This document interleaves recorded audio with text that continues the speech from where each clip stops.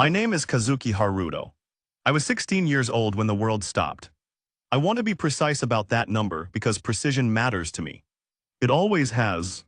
Not 16 in the vague way people say it, as shorthand for young, for inexperienced, for still figuring things out.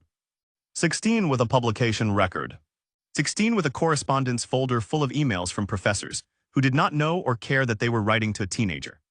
16 with a mind that had been running at what felt like the wrong clock speed, since I could remember too fast for the conversations around me. Too impatient with conclusions that took other people weeks to reach. I was not arrogant about it. I want to make that clear too. Arrogance is what you feel when you think you're better than others. What I felt was something different, a kind of loneliness that comes from seeing patterns no one else seems to notice.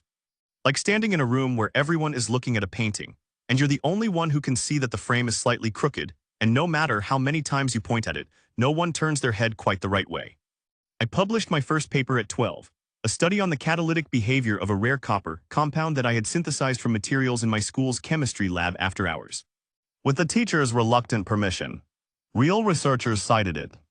At 14, I was corresponding with Professor Ishikawa in Osaka, the best metallurgist in Japan, who had stopped making allowances for my age after our third exchange and simply started treating me like a colleague. At 15, Nature ran a short profile under the headline, "The Boy Who Asks the Right Questions." My mother cried. My father framed it. I reread it once, found 2 factual errors in the journalist's description of my work, and moved on. My network by 16 was genuine and international. Professor Ishikawa in Osaka.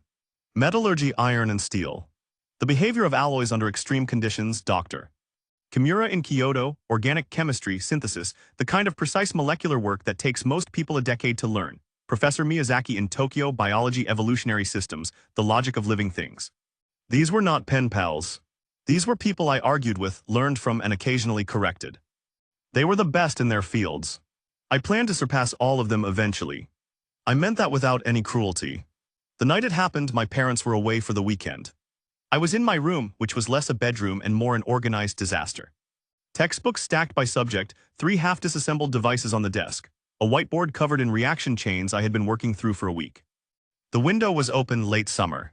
Crickets outside. I was reading a paper on neutrino oscillations, not because it connected directly to anything I was working on, but because the methodology was elegant and I wanted to understand why. I remember the smell of the warm asphalt from the street below. I remember thinking I should get water. Then the sky went green. Not a flash, a flood. Like someone had replaced the sun with something else entirely, something that poured light instead of radiating it. It came through the window and went through me, and in the half-second before everything stopped, I felt something I had never felt before in my life. I felt my body become not mine. The first thing I did was panic. I want to document that honestly. I was a scientist even then, so I'm documenting it. I panicked. I screamed inside a body that could not scream. I tried to move my fingers, my eyelids, my tongue. Nothing. My lungs did not breathe. My heart did not beat. But my mind ran. Fast and clear and absolutely alone. The panic lasted, I estimated later, somewhere between 6 and 20 hours.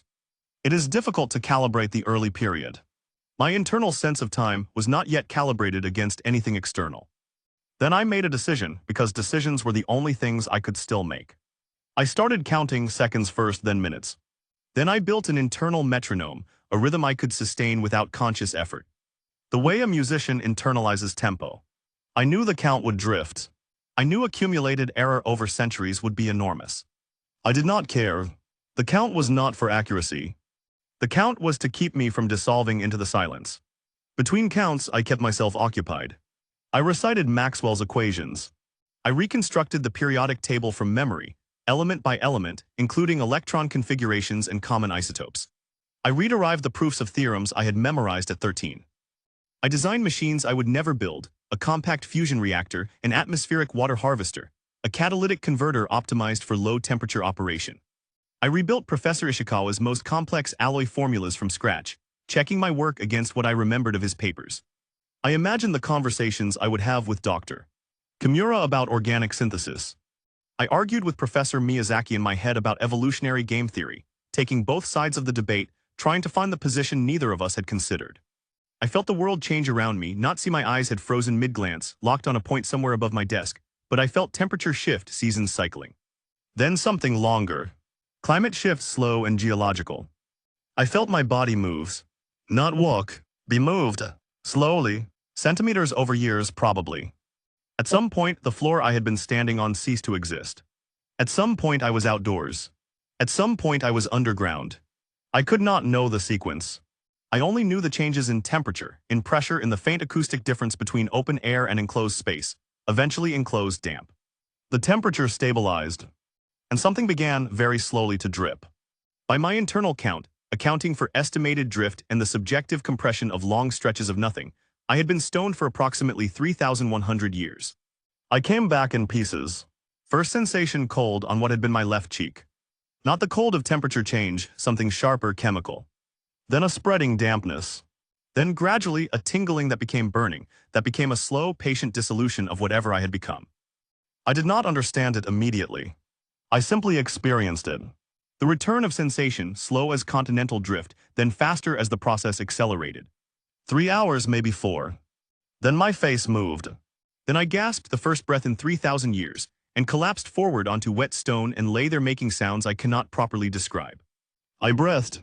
For several minutes, that was the entirety of my existence, breathing. Then my scientist's brain came back online, which, I will admit, happened faster than was probably emotionally healthy. I was lying on the floor of a cave. The floor was wet. The air smelled aggressively of ammonia. Above me, covering the ceiling in dense black clusters, were tens of thousands of bats. I looked at the ceiling. I looked at the floor, I looked at the white streaked stone around me, and I worked it out. Bat guano. In a warm, humid cave accumulated over centuries, the nitrogen compounds in bat droppings break down progressively. Urea to ammonia to ammonium compounds, and from there through the work of nitrifying bacteria to nitrates, and eventually through further oxidation to weak nitric acid.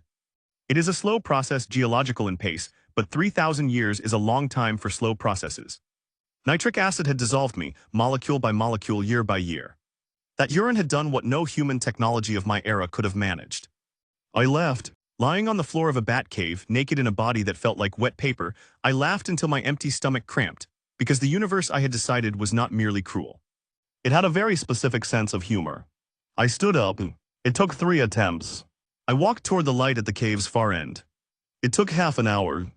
When I finally stepped outside, I stopped. Cities do not leave ruins for 3,000 years. They leave soil. They leave changed topography.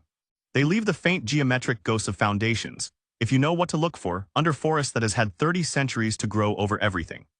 The trees were enormous, taller than any I had seen, with canopies that turned the afternoon light into something filtered and green and cathedral-like. Birds called in registers I did not recognize. The air was so clean it made my head swim, and between the trees, covered in moss, threaded through with roots and wrapped in vines, people. Thousands of them, standing in the positions they had held the moment the green light came. A woman with her arm raised to hail a cab that had not moved in 3 millennia. A man mid-stride leaning slightly forward, going somewhere he would never arrive. Children, old people, all of them stone, all of them perfectly preserved in the posture of a single interrupted moment. I stood there for a while. Then I did what I always do when I'm faced with a problem larger than I know how to solve. I broke it into components, resources. Current inventory, first principles, food 0, clothing 0, tools 0, shelter none, established fire, not yet, clean water unknown, locate, required knowledge complete, 3,000 years of human science, stored in the one archive that the green light had not been able to touch. Every formula, every principle, every technique that Professor Ishikawa, Dr. Kimura, and Professor Miyazaki had ever taught me. Plus everything I had taught myself in 31 centuries of enforced study. Out there, frozen in stone, the greatest minds of the world I had lost. Ishikawa, Kimura, Miyazaki. Waiting. Solvable given sufficient nitric acid and sufficient time, and sufficient everything else I did not yet have. I looked at the forest. I calculated roughly how long it would take to rebuild the production chain for nitric acid from 0, using only what existed in this wild, overgrown, human-free world. Then I took 1 step forward. Food 0, clothing 0, tools 0, knowledge everything humanity ever learned. Let's begin. The first thing I learned about survival is that it has nothing to do with knowledge. Knowledge tells you that fire requires fuel, oxygen, and ignition temperature. Knowledge tells you the precise mineral composition of pyrite and the friction coefficient needed to produce a spark from flint. Knowledge tells you everything except how to hold the stone correctly when your hands are shaking, how to angle the strike when your wrists have not moved in 3,000 years, and how to keep yourself from throwing the whole setup into the river when the 14th attempt produces nothing but a thin line of smoke that dies before it touches the tinder. I failed 13 times before I got fire. The theory was correct on attempt 1. My hands took 13 more. The walk back from the cave had taken most of my first day. Falling, resting, walking, falling again. By nightfall, I had the river, which I had found by sound, and followed downstream to a wider bank with flat rocks and open sky. I drank in small sips, remembering what happened the first time I tried to drink normally. My stomach was learning to exist again. I gave it time, the flint I found in the riverbed, the pyrite in a seam of exposed rock 20 meters upstream. I knew both by sight. Pyrite is unmistakable, that brassy yellow that looks almost too metallic to be natural, sitting in gray host rock like something someone dropped there deliberately. I spent the afternoon building tinder from dry grass and the inner bark of a birch that had fallen across the bank. I strug. Spark on attempt 14. Fire on attempt 15. I sat with it for a long time. Not for warmth, the night was mild. Just because it was real. And I had made it. And after 3,000 years of existing entirely inside my own skull. Real things felt like events. The knife came from flint, 3 hours of careful pressure flaking that left my fingertips raw, and produced something roughly blade-shaped that cut adequately if you pushed harder than was comfortable. The traps came from memory. A deadfall design, 3 branches, and a balanced flat stone, set near the river where I had seen tracks in the soft mud. Small animal, prints like a rodent but larger. Something that had not existed in my era, probably given the size. The first trap caught nothing.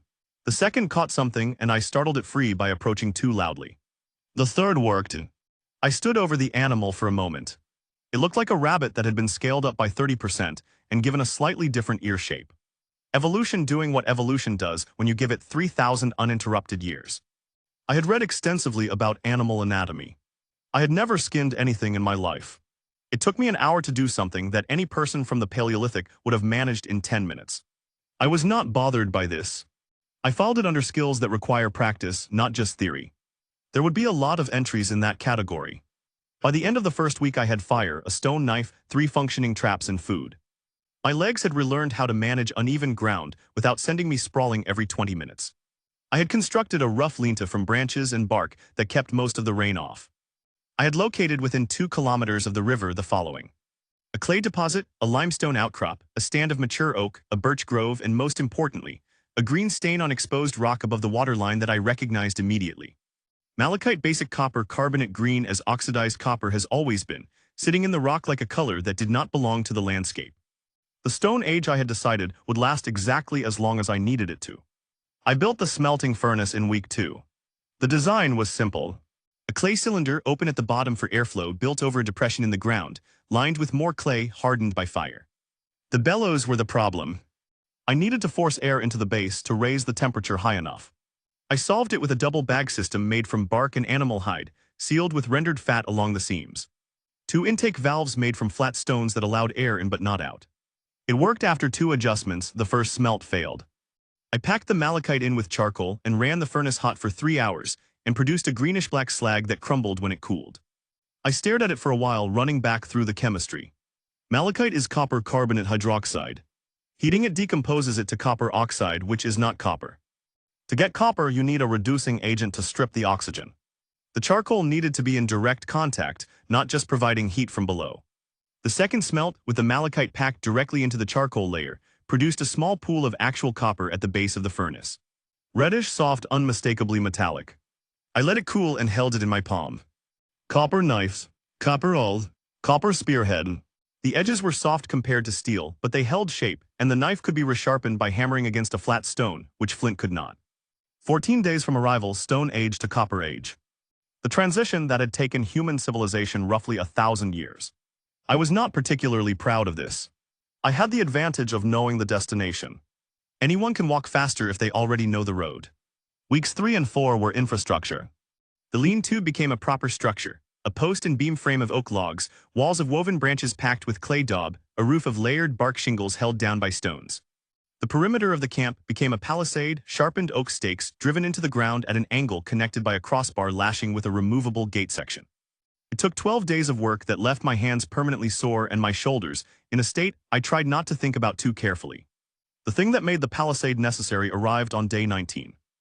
I came back from a foraging run to find one of my food storage pits dug up and emptied. The tracks around it were cloven-hoofed, deep and wide. Something heavy, something that had not been bothered by the smell of human habitation, because there had been no human habitation for 3,000 years. The animal, whatever it was, did not fear the camp. I built a pit trap 3 meters long, 2 meters deep, covered with a lattice of thin branches and leaf litter, baited with the remaining smoked meat from my stores. The work took 2 days. I lost 1 day of food production to it. On the third night, something heavy went through the cover. It was a pig, or it had been a pig's ancestor 3,000 years ago, and the intervening millennia had produced something that weighed approximately 200 kilograms, stood nearly a meter at the shoulder, and had tusks that curved outward instead of up. It was also when I arrived in the gray pre-dawn with my copper spear. Extremely angry. I will not pretend the kill was clean. It took 4 attempts and a distance management strategy that involved staying out of tusk range while hitting the same point repeatedly.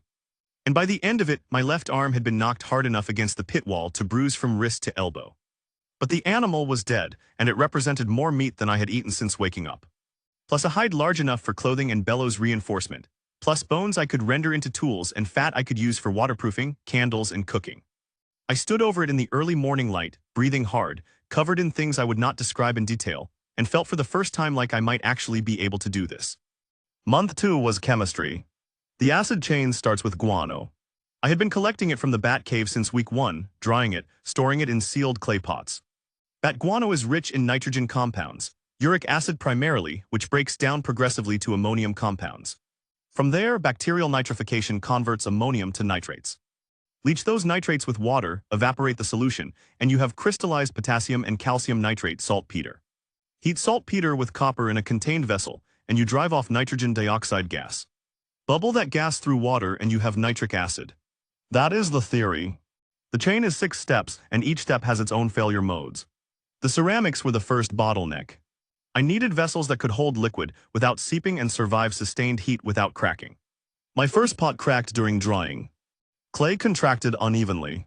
Second cracked during firing. Too fast a temperature increase. Third held its shape but was porous enough to lose liquid through the walls overnight. The fourth batch used a different clay-to-grit ratio and a slower firing curve, and produced 4 vessels that were genuinely functional. I wrote the proportions in charcoal on a flat piece of bark and kept it under a stone. First acid run. Concentration approximately 8%. I knew this not from measurement. I had no instruments. But from reaction rate, I chipped a small fragment from the least degraded statue I could find near camp, a man who had been standing near what might once have been a road, now just a slightly different density of soil between the trees. I applied the acid with a brush made from bundled grass. The stone surface bubbled faintly, slowly reacting but barely. 8% would take years per statue. I needed glass. Potash glass requires 3 things: silica from sand, potassium carbonate from wood ash, and calcium oxide from burned limestone. I had all 3 within 2 kilometers of camp. The problem was temperature. Glass melts at over 1,000 degrees Celsius, and my copper furnace barely reached that on its best day. I rebuilt the furnace taller, added a secondary air channel, and switched to a harder charcoal made from dense oak rather than the softer wood I had been using. The first glass run produced a dark, bubbled, nearly opaque material that could barely be called glass. The second run, with a longer melt time and a slower pour, produced something I could work with. Not transparent, not beautiful, but glass. I shaped it hot around a clay form and pulled the form out when the glass cooled, producing a crooked, thick-walled cylinder that was nonetheless sealed, hollow, and heat-resistant. First distillation run. 30% concentration. I tested it on the same statue fragment. The reaction was immediate. Visible fizzing. The stone surface visibly pitting within an hour. That was month 2. 30% acid, functional ceramics, functional glass, a defended camp, 3 months of food stores, copper tools. I had everything I needed for the next step. What I needed for the next step was another person.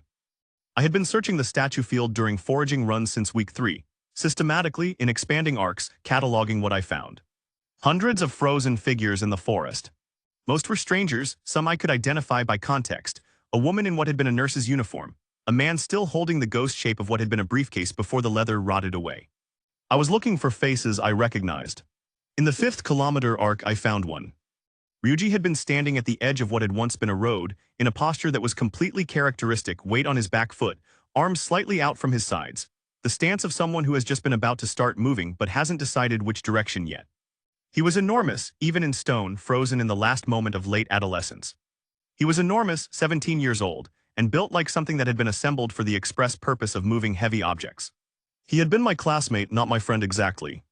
We had existed in different social orbits, the way a research track student and the school's best athlete inevitably do, but we had talked.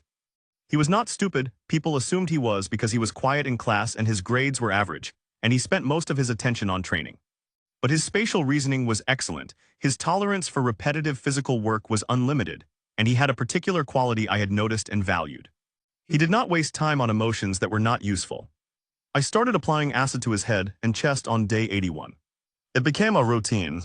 Every morning, mix a fresh batch of 30% acid, carry it 2 kilometers through the forest. Apply carefully with a brush made from river reeds to the areas with the thinnest stone layer, face, throat, the joints where the petrified clothing met the skin surface beneath.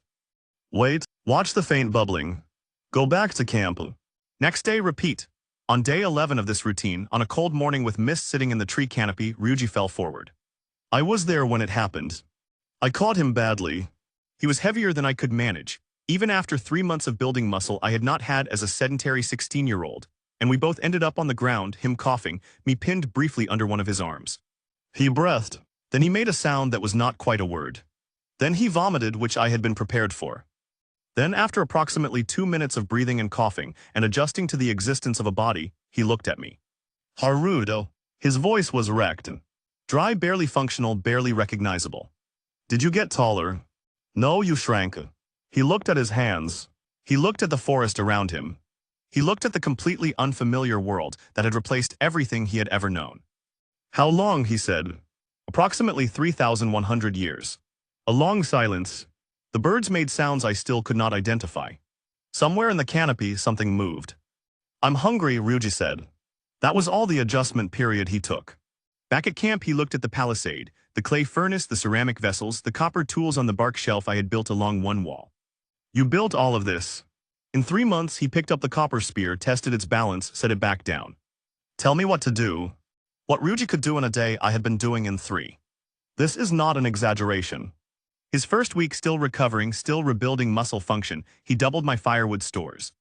His second week, fully operational, he dug the secondary clay pit I had been planning for a month and hadn't gotten to, deepened the food storage trenches, cut and hauled enough oak timber to double the size of the palisade, and carried 3 full loads of guano from the bat cave in a single afternoon, a task I had been rationing across a week because of the weight. I had been running the camp at approximately 40% capacity. With Ryuji it ran at 130. He found AI himself. 2 weeks after his recovery, during a hunting run west of camp, he came back in the late afternoon and said, "There's a girl from our class standing in the woods about 3 kilometers out." Which direction? Left of the big split rock. She's got a book. I went to look. She did have a book, or what had been a book, now a solidified mass of stone and fossilized paper in her stone hands, held at reading angle. Her eyes stone-fixed on whatever page she had been on when the light came. AI had always been reading something. It was completely her. 11 more days of morning acid runs. When she came back, her first words delivered in a voice that was barely a whisper, looking at the cave wall above her while Ryuji held her upright, were, "What is that smell?" "Ammonia," I said. "Bat colony. 3,000 years and the first thing I smell is bat urine." "Bat urine is what freed me, chemically speaking." A pause. "That tracks," she said. AI took 3 days to recover physically, longer than Ryuji, because she had been smaller and the process had been harder on her system.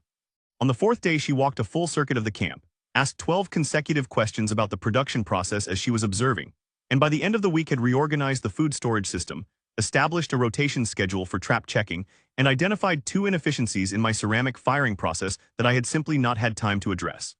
Haruto thought Ryuji built AI organized. The division of labor was not something we discussed or planned.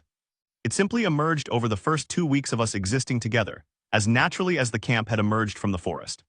3 months after I had walked out of the Batcave with nothing, I sat by the fire in the camp I had built, between the 2 people I had brought back from Stone, and ran the inventory out loud the way I always did. Not for them, but because speaking numbers makes them real. 3 months ago, 1 person, 0 resources, 0 tools, 0 shelter. Current 3 people defended camp, copper tools, functional ceramics, functional glass, acid at 30%. Food stores for 1 month, established production chain for nitric acid. Ryuji was eating. He was always eating. The camp is the base, I said. But the base is not the goal. The goal is scale. 2 liters of acid per week is not enough to make a dent in what is out there. I thought about the statue field, the hundreds of frozen figures within 5 kilometers alone. And beyond that, millions, billions, across a world that had been frozen mid-step and left to be grown over by 3,000 years of unchecked forest. We need more people. More people means more production. More production means more acid. More acid means more people. So we need more people to get more people, Ryuji said. Yes, there's smoke to the east, I always said. We both looked at her. I saw it this morning from the ridge above camp. Consistent column, not wildfire. East maybe 40 kilometers. I looked at the fire. I looked at the forest beyond the palisade. Enormous and dark and completely indifferent. Not a survivor, I said. Not someone like us. 40 kilometers of fire maintenance means a settlement. So there are other people, Ryuji said. There were always other people, I said. The question is who they are. Ryuji spotted it first, which surprised neither of us. He had better eyes than me and spent more time in the forest. He came back from the morning hunt without any game and set his spear against the palisade wall in a way that meant he had something to say. There's smoke to the east. Not fire. Smoke, same column, same place. 3 days running. I checked. I put down the ceramic vessel I was inspecting. You've been watching it for 3 days. Wanted to be sure before I said anything, that was Ryuji. He was not careless with information. Height of the column, I asked. Thin, steady. Not wildfire. Something controlled. AI looked up from the food inventory she was marking in charcoal on a bark panel. How far? Hard to say from the ridge. 40 kilometers. Maybe 50. I thought about what produces a consistent smoke column at 40 to 50 kilometers. Not a survivor. A single person does not maintain a fire that visible that consistently unless they are trying to signal. And if they were trying to signal, they would have varied the smoke, not kept it uniform. Uniform smoke means a settlement, means people who have been maintaining fires long enough to develop habits around it, means an established community with a fuel supply and a reason to keep a hearth burning around the clock. Either someone else woke up and has been building for longer than we have, I said, or they never went to stone at all. Ryuji and AI both looked at me. I had been thinking about this possibility for weeks, but had not said it aloud because I had no evidence either way until now. The light that froze us, we don't know its range. We don't know if it covered the entire planet uniformly. If any group of people was sufficiently shielded, underground, at altitude, at sea, they would have survived. And 3,000 years is enough time to rebuild from almost nothing. So there might have been people this whole time, I always said. There might have been people this whole time. We left the following morning, the 3 of us, carrying copper knives and 2 days of smoked meat and the glass bottle of acid diluted to 20%. Weaker than my working concentration, but safer to carry through a day of travel. I did not know what we were walking toward. I wanted something I could negotiate with if necessary. The terrain east of camp rose steadily into low hills covered in the same enormous old-growth forest that blanketed everything. The trees old enough that their canopies had merged into a single continuous ceiling that turned the light green and diffuse. We followed the ridge lines where we could, which gave us sight lines and kept us off the game trails where the large animals moved. We crossed 2 rivers, both shallow enough to wade at the crossing points Ryuji found by reading the bank erosion patterns. Something he had figured out on his own over the past month, without any input from me. Late afternoon, from a ridge above a long valley, we saw the village. It was larger than I had expected. The clearing had been cut from the forest over what must have been generations. The stumps at the edges were old, and the fields beyond the settlement showed the ridge and furrow pattern of long-term cultivation. I counted roughly 40 structures from our position, ranging from small single-room buildings to 2 larger communal halls with proper rooflines. The buildings were timber-framed, with walls of wattle and daub and thatched roofs. At the north end of the settlement, a structure with a stone chimney producing the smoke we had been tracking, a smithy from the intermittent hammering sound that reached us even at this distance. There were people moving in the fields, perhaps 30 visible from where we stood, doing end-of-day work, bringing in tools, driving animals toward a pen on the settlement's eastern edge. The animals were a mixed group of what looked like goats and a larger species I did not immediately recognize. Bronze Age, I said quietly. Early, maybe equivalent to 2500 BCE by technology. They have animal husbandry, permanent agriculture, metalworking, they have a lot of people, Ryuji said. Around 200 in the settlement, I would estimate. Possibly more in outlying farmsteads. Do we walk in? I asked. We walk in slowly, empty hands visible. I looked at Ryuji. You go first, and you look less threatening than me and more threatening than AI, which is the correct balance. He gave me a look that meant he did not entirely appreciate this reasoning, but accepted it as correct. We came down from the ridge in the open. On the main track that led to the settlement's gate, two heavy timber posts with a crossbar, currently open, with a single guard leaning against the right post, watching us come. Ryuji raised his hand in what he intended as a friendly gesture and said, in Japanese, we're not hostile. The guard straightened, said something back. Ryuji stopped walking. I nearly walked into him. Say that again, Ryuji said very carefully. The guard said it again. Different cadence, different vowel sounds, several words that did not match anything in my vocabulary. But the grammatical structure was Japanese. The particles were Japanese. The word for stop was Japanese, slightly shifted in pronunciation but unmistakably derived from the same root. I stood there for a moment processing this, which is not something I do often. I am generally fast. This took me several seconds. These people spoke Japanese, not modern Japanese, something older, something that had been changing in isolation for 3,000 years, the way all languages change when you cut them off from the source and let time work on them. Like the difference between modern English and the English of Beowulf. Comprehensible with effort and attention if you knew the original well enough. And I knew Japanese well enough. I knew its history, its phonological shifts, its classical forms. I had read texts in archaic Japanese for the linguistic data as much as for the content. I stepped past Ryuji and addressed the guard directly, speaking slowly, using what I estimated was a more conservative register. Older grammatical forms, simpler vocabulary, the kind of Japanese that might bridge a 3,000-year gap if anything could. We come from the forest to the west. We mean no harms. We would like to speak with your leader. The guard stared at me, then said something to someone behind the gatepost, and a second guard appeared. They spoke to each other in rapid, unfamiliar cadences, and then the first guard looked back at me and said something that, after two passes through my reconstruction filters, resolved into wait here. I turned to AI and Ryuji. Ryuji was staring at me. AI was doing the focused expression she used when she was cataloging new information faster than she could process it. Descendants of the Japanese space station crew, I said, keeping my voice low. The ISS had a Japanese module. There was a Japanese crew rotation at the time of the event. I don't know exactly who, but a full crew complement. If they were on orbit when the light came, they were shielded by the station's structure and the atmosphere above them. They came back. They survived. 3,000 years of a closed population speaking the same language in isolation. The drift is consistent with the time frame. That means, AI said slowly, they have 3,000 years of developed culture. And zero of the science I carry. Yes, can you actually communicate with them? Ryuji asked. Imperfectly. It will improve with exposure. But yes, enough to begin. The village leader came to the gate himself, which I noted as either confident or cautious. A leader who does not send subordinates to handle unknowns, but comes to look at them directly. He was perhaps 50, broad through the shoulders, with the kind of weathered face that comes from decades of outdoor physical work. He wore a simple woven tunic and carried nothing in his hands. He stopped 3 meters from us and looked at each of us in turn, measuring.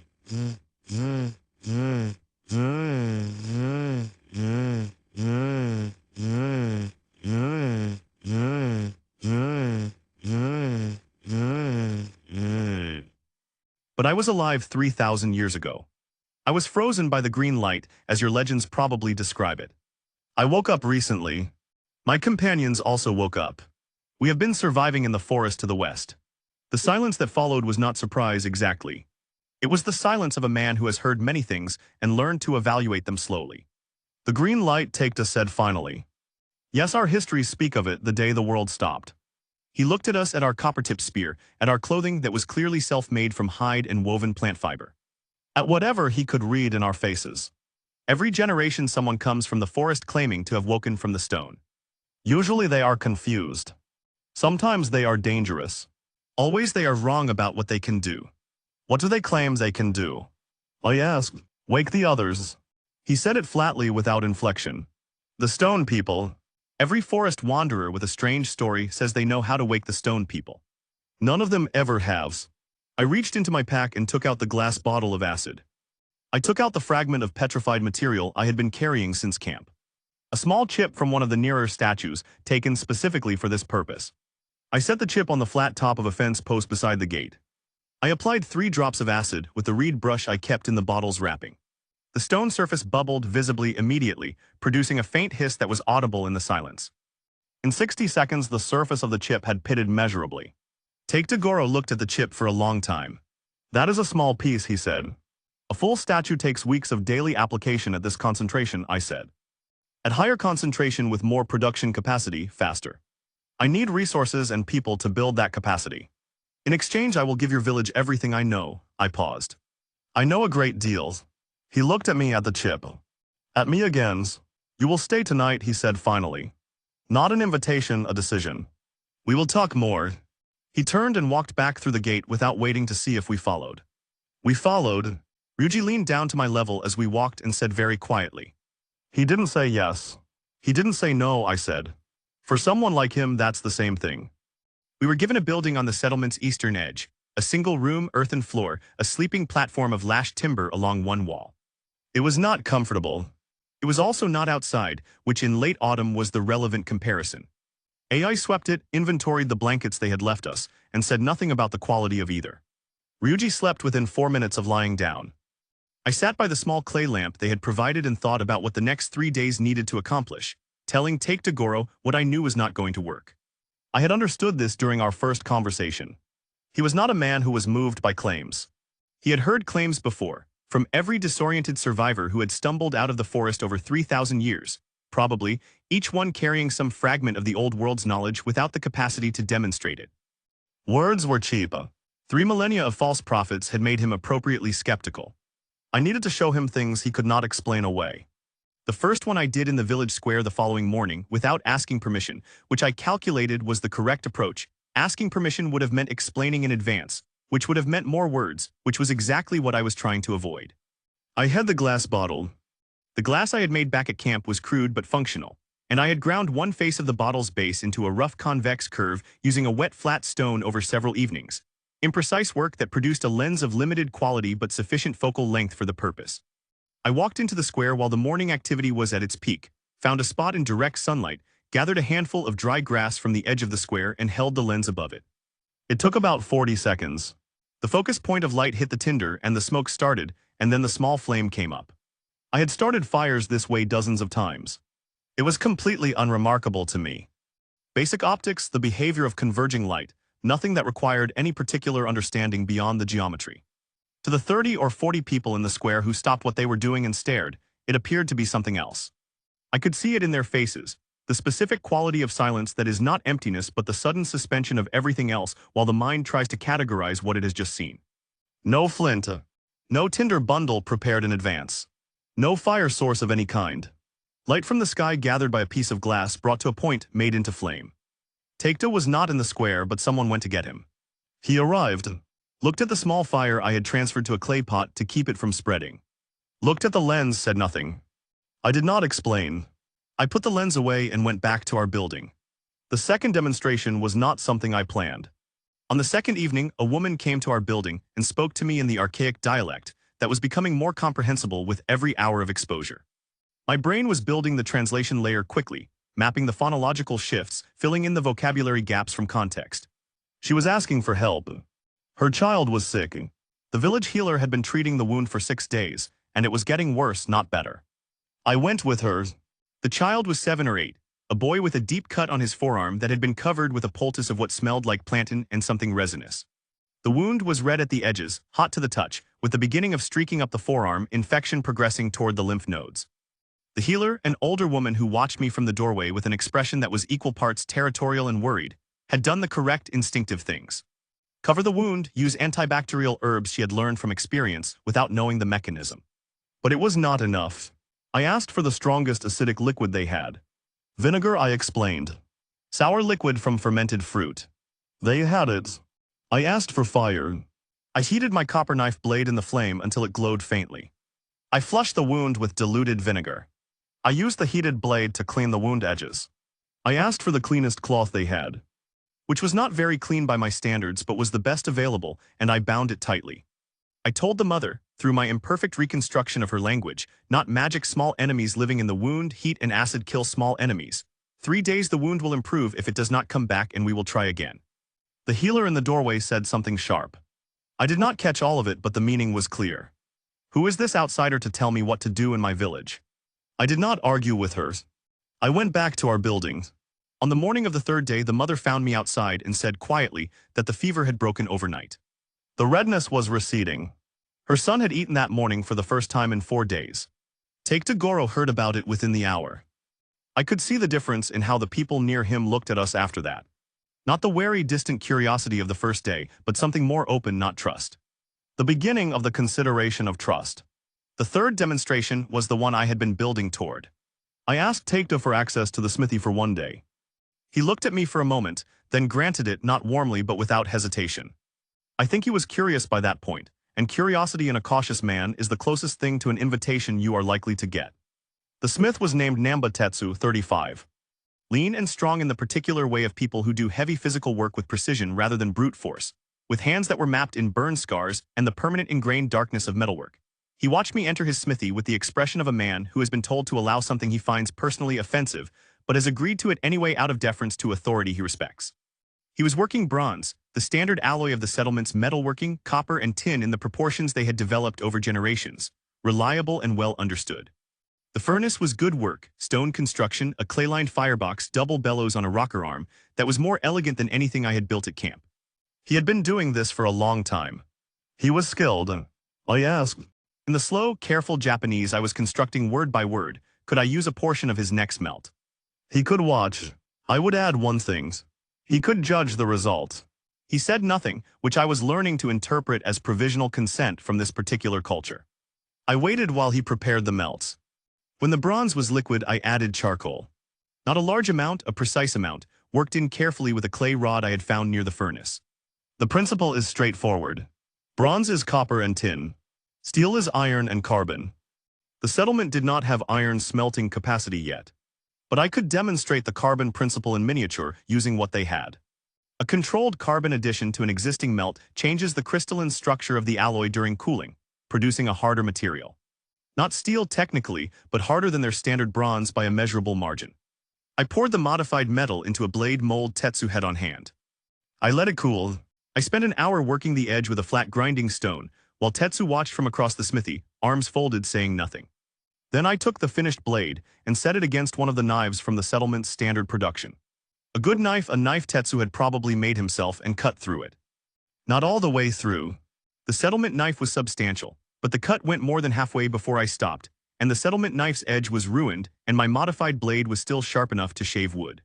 Tetsu looked at the two knives for a long time, the broken one and the unbroken one. He picked up the broken knife and turned it in his hands. Set it down, picked up my blade, and ran his thumb across the edge very carefully. He said, "Teach me." 2 words, exactly the 2 words I needed. Taekta Goro called me to his house that evening, a larger building than the others, with a separate room for private conversations, a detail that told me a great deal about how power was organized in this settlement. He sat across a low table from me and looked at me for a while before he spoke. Our ancestors' stories, he said, slowly enough that I could follow most of it. Speak of a time before the green light.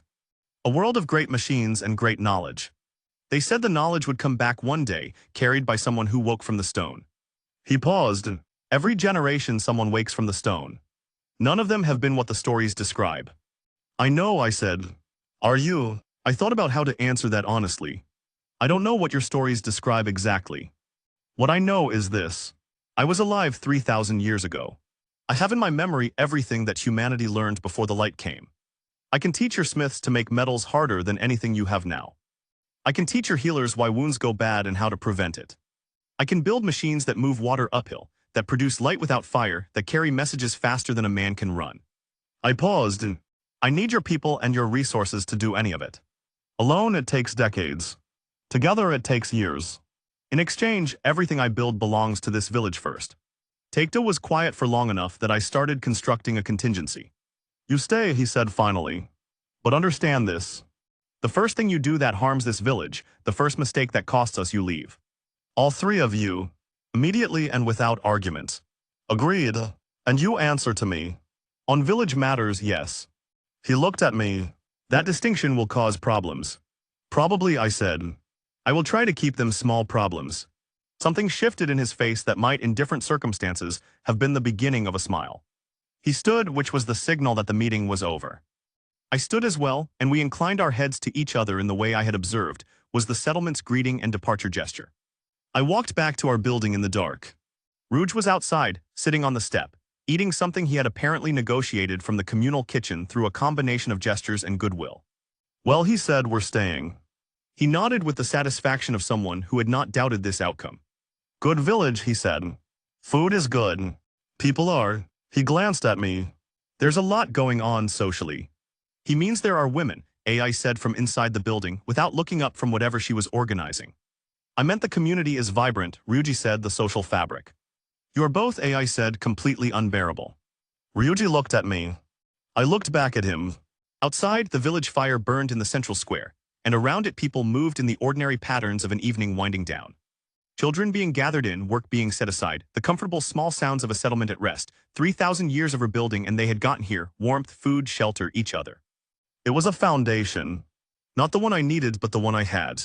The first thing I did after Take-Two gave us permission to stay was draw up a production schedule on a long strip of bark, using charcoal, in a notation system I invented on the spot, because nothing that existed in the village was adequate. 3 columns, 3 parallel tracks, each with dependencies mapped between them. I looked at it for a moment and added a resource allocation row at the bottom without being asked. I did not comment on this. It was an improvement. There were 3 things the village needed before anything else could happen at useful scale. Better ceramics, glass, and iron. The ceramics, because every production process I intended to run required vessels that did not leak or crack at high temperature. The glass, because without distillation equipment, the acid concentration stayed too low to do serious work. The iron, because without iron tools, everything took 3 times as long and the tools wore out too fast to maintain momentum. These were not 3 sequential problems. They were 3 simultaneous problems, which meant 3 simultaneous work streams, which meant I could not personally supervise all of them at the same rate. I needed people I could train to extend my capacity, craftsmen who could receive a principle once, understand it, and apply it without me standing next to them every hour. Tetsu was the obvious choice for the metalwork.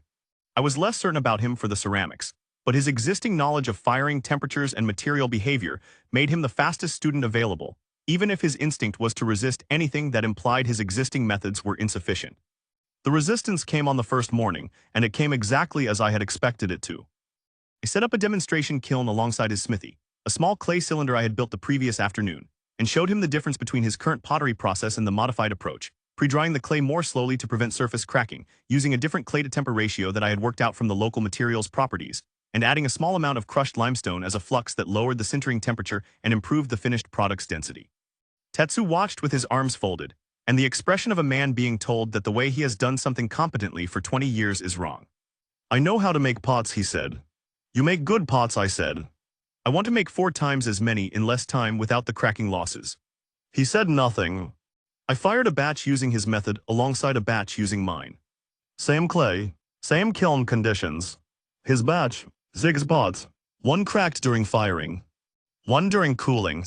My batch, 8 pots, none cracked. He looked at the 2 sets of pots.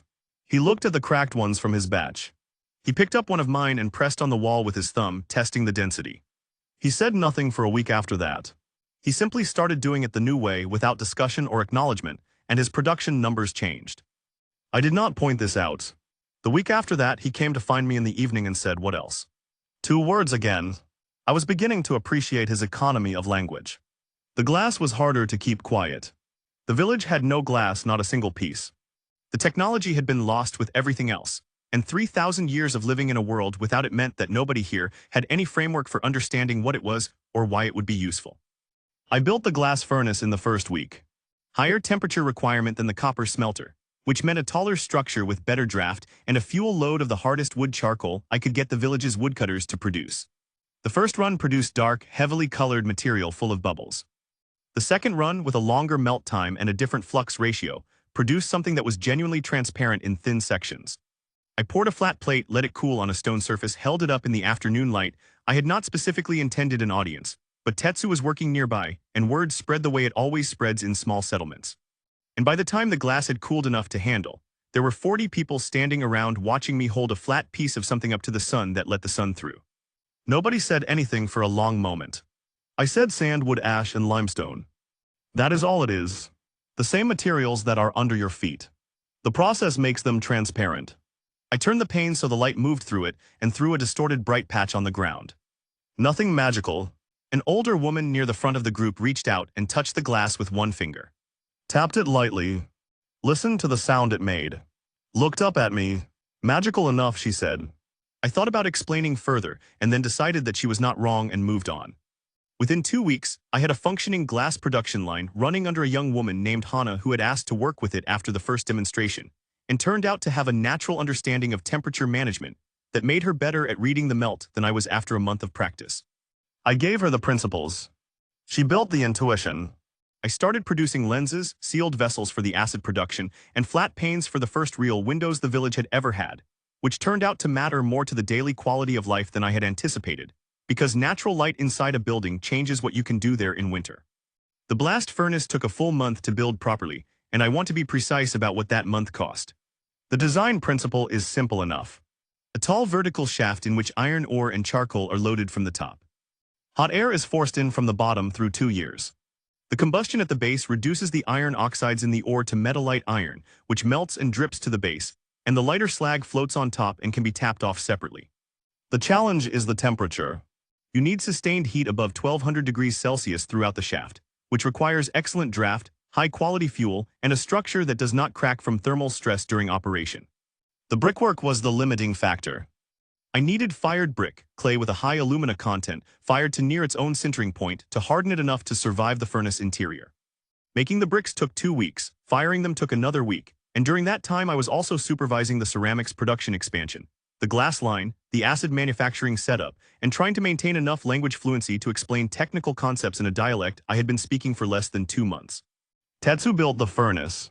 I gave him the design and the specifications and the reasoning behind each choice, and he looked at it for 1 full day, asked 6 questions, and then told me which of his people he needed and started construction. He was a better project manager than I was. I did not tell him this either, but I thought it clearly. First iron pour. 1 month after we arrived in the village. The furnace ran for 6 hours.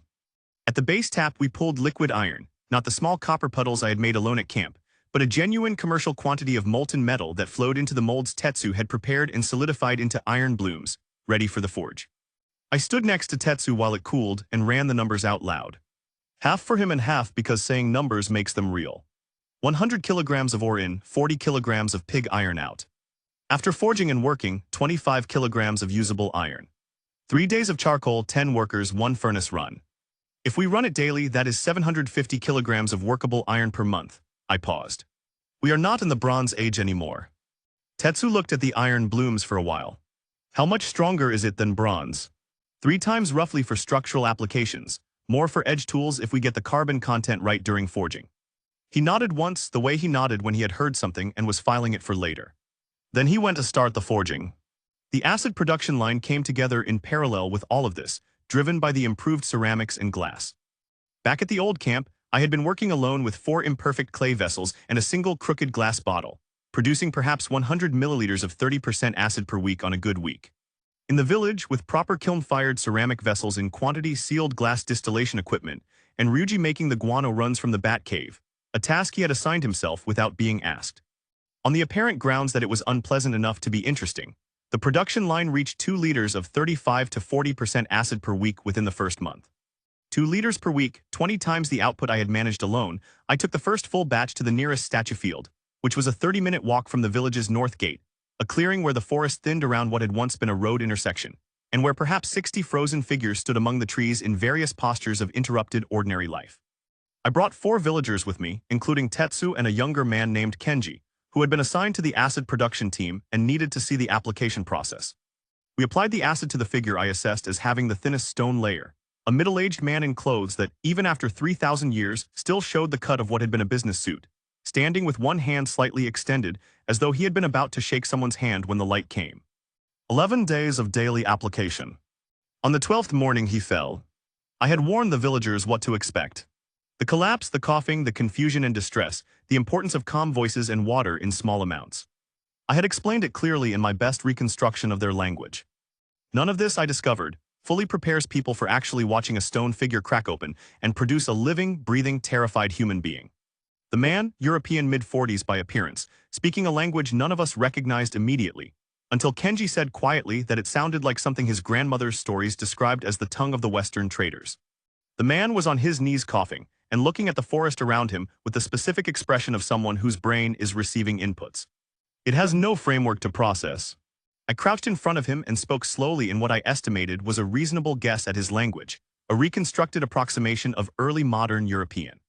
Probably wrong in specifics, but perhaps close enough in structure. It was enough.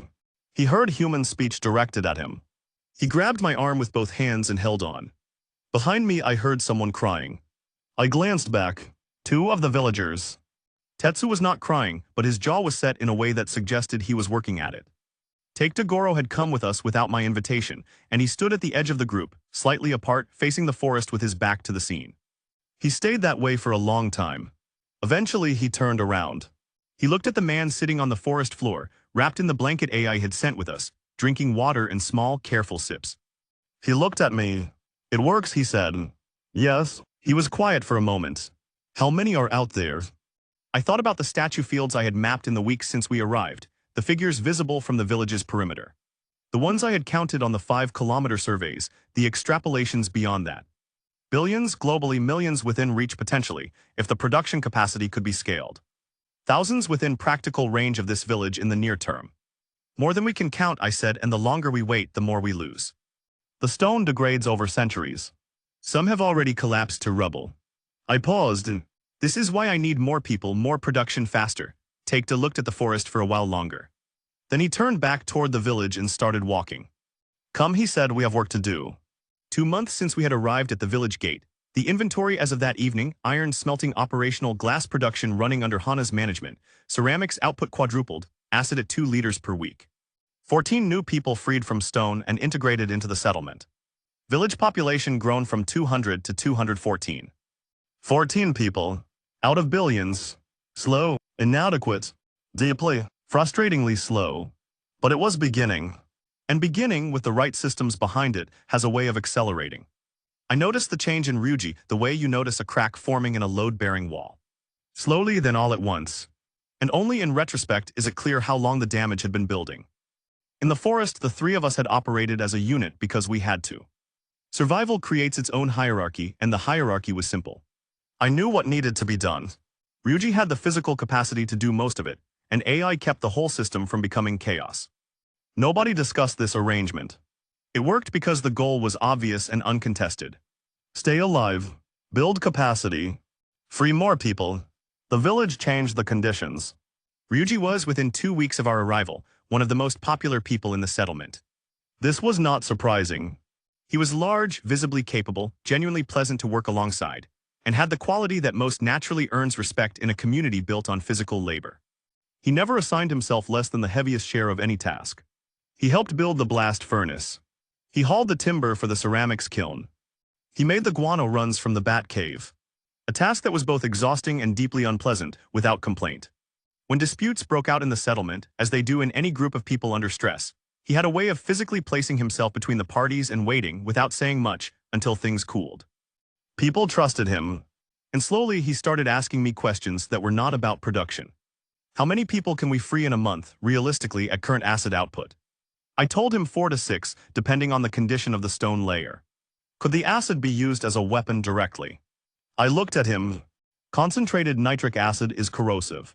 Yes, why? Just thinking about defense. We talked about defense. That is what the iron production is for. He nodded and moved on. A week later, who decides which statues get treated first? Is there a system, proximity, and stone condition? I said the ones we can reach, and the ones that are most degraded get priority. So anyone essentially random, not random, systematic, but not selected. I paused. What would you select for? He shrugged. Useful skills. Physical capability. People who can contribute to the settlement immediately instead of needing weeks of recovery support. I thought about several responses. I chose the shortest one. We free everyone.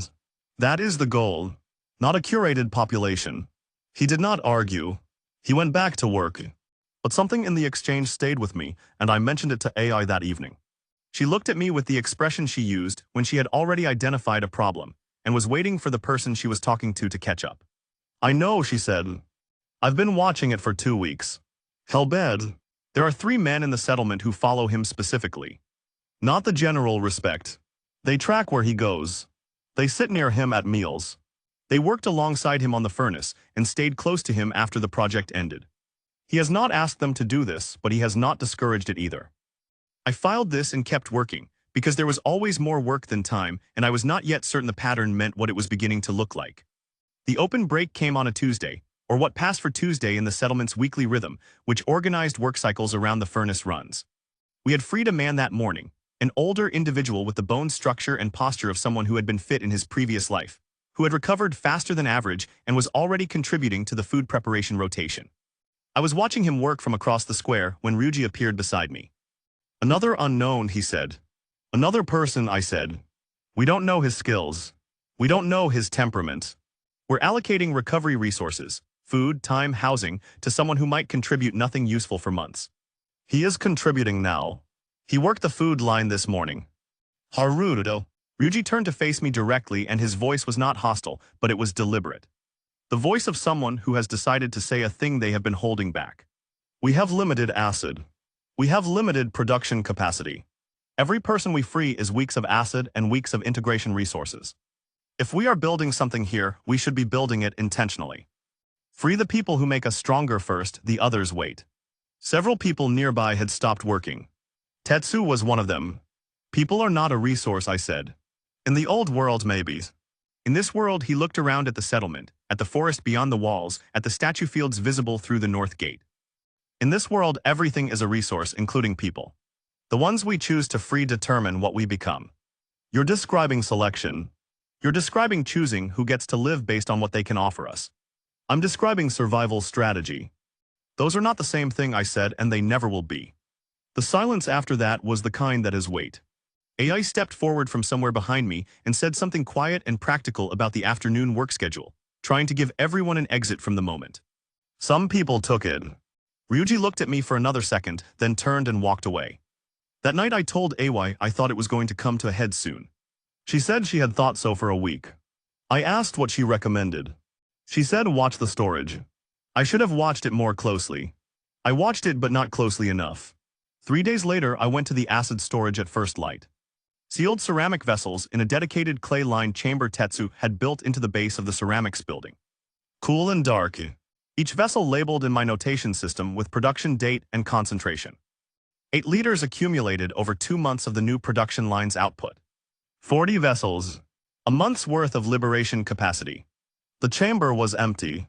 I stood in front of the empty shelves for longer than was strictly necessary, because my brain kept running the verification loop, checking whether I had moved the vessels, whether there was an explanation that did not mean what it appeared to mean, whether I had miscounted.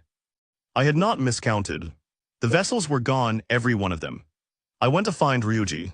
His sleeping space was empty. His tools were gone. 3 men from the settlement were also unaccounted for. The ones AI had pointed out to me 2 weeks earlier. AI found me at the empty storage chamber. She looked at the shelves. She said nothing for a moment. "What will he do with it?" she asked. "The same thing I'm doing," I said. "Build a population but differently." I thought through the logic, because the logic was straightforward once you accepted the premise. He will select for physical capability and personal loyalty. He will free people in isolated locations, far enough from this settlement that they have no frame of reference except him and what he tells them. No history with anyone here. No competing loyalties. The asset is the tool, but the real output is not freed people. It is an army that believes it owes its existence to him personally. How long does that take? 8 liters at 2 weeks per person. Approximately 50 people if he is efficient. Could be less if he uses higher concentrations and accepts faster, but rougher recoveries. I paused. Call it 2 months before he has a stable force of 30 to 40 people who are physically capable, personally loyal, and have no connection to this settlement. And then he waits until he has enough. And then he comes here and takes the production infrastructure, because he needs the acid to keep growing, and he knows where the production capacity is. AI was quiet for a moment. Can we stop him now, find where he went, go after him? With what? We have iron tools and no weapons designed for conflict. He has 3 men who are as large as him, and now has acid he can use as a deterrent.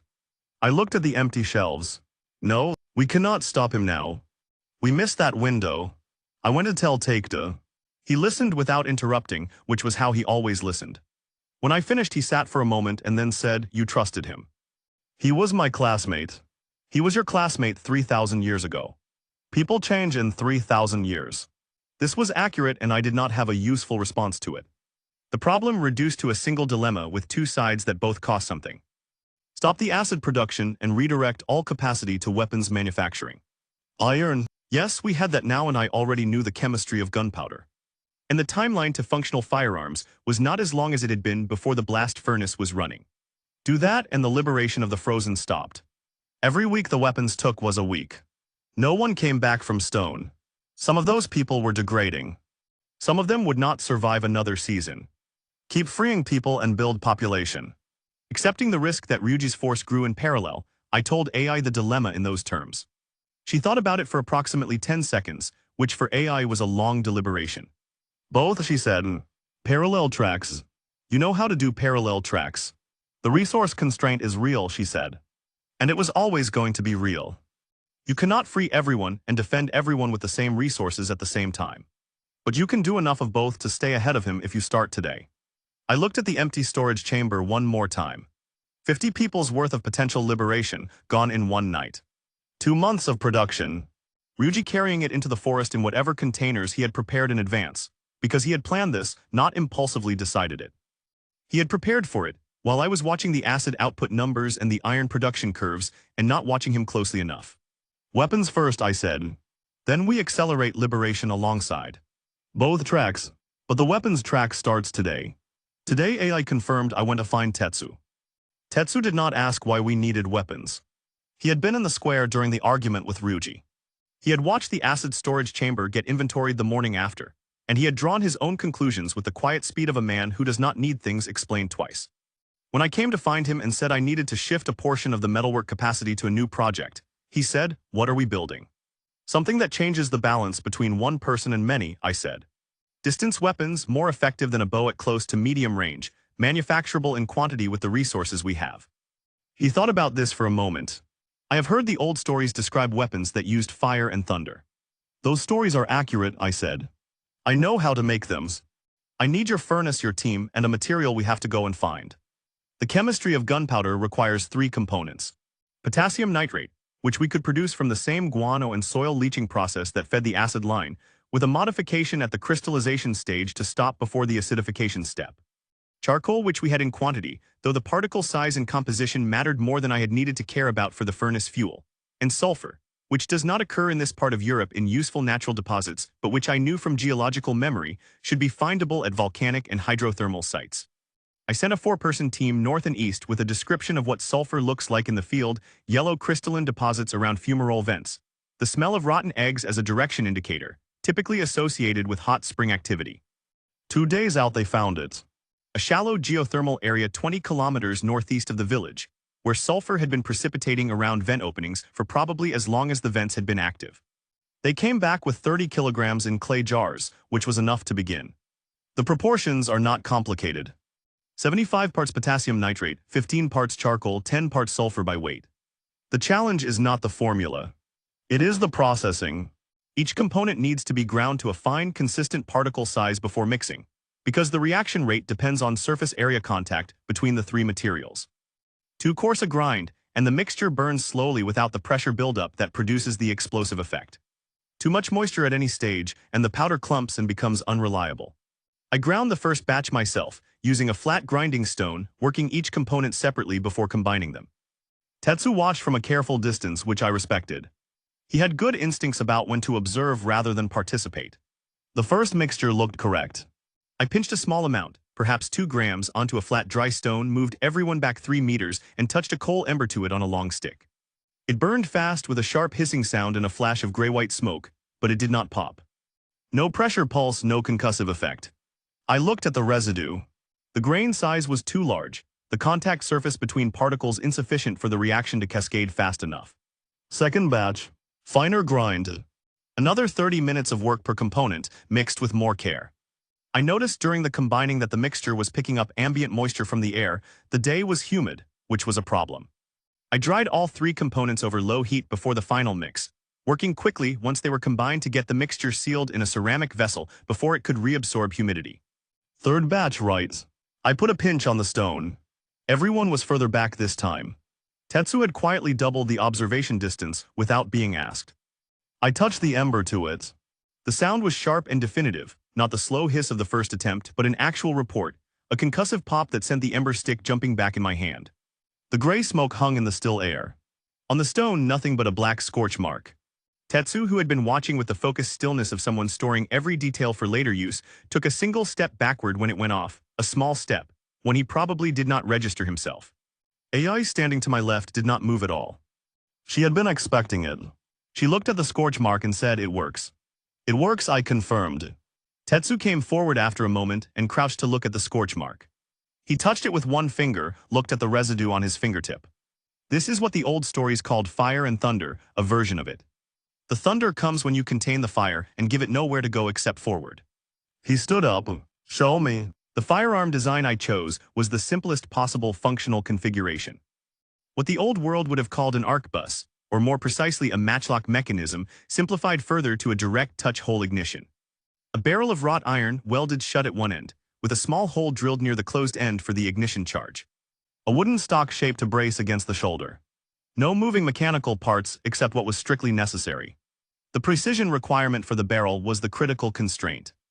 The interior bore needed to be smooth enough and consistent enough in diameter that the lead ball seated properly. Enough contact to build pressure behind it. Not so much friction that the ball stuck. Tetsu understood the principle immediately when I explained it in terms of his existing metalwork. It was the same logic as a fitted joint, the same attention to dimensional consistency he applied to tool handles and furnace tires. He ran his first test bore by eye and produced a barrel that was acceptable on the second attempt. Lead for the balls came from a deposit that one of the village's older hunters knew about, a natural exposure 2 kilometers south where galena ore had been visible for generations. The settlement had never had a use for it before. Now it became suddenly valuable. We smelted the galena, poured the liquid lead into hemispherical clay molds, and produced balls of consistent diameter that seated correctly in the test barrel. "One rifle," I told Tetsu, running the numbers out loud as I always did when I needed them to be real. 3 days of forge work. 2 kilograms of iron. 1 week of grinding and mixing for the powder produces enough for 50 shots.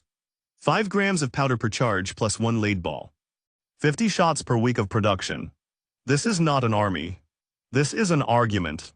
The argument that changes what the other side has to consider before they decide to move against us. Tetsu nodded. He had already started calculating something in his head. I could see it in the particular stillness of his expression. 4 smiths, he said. If all 4 work this exclusively.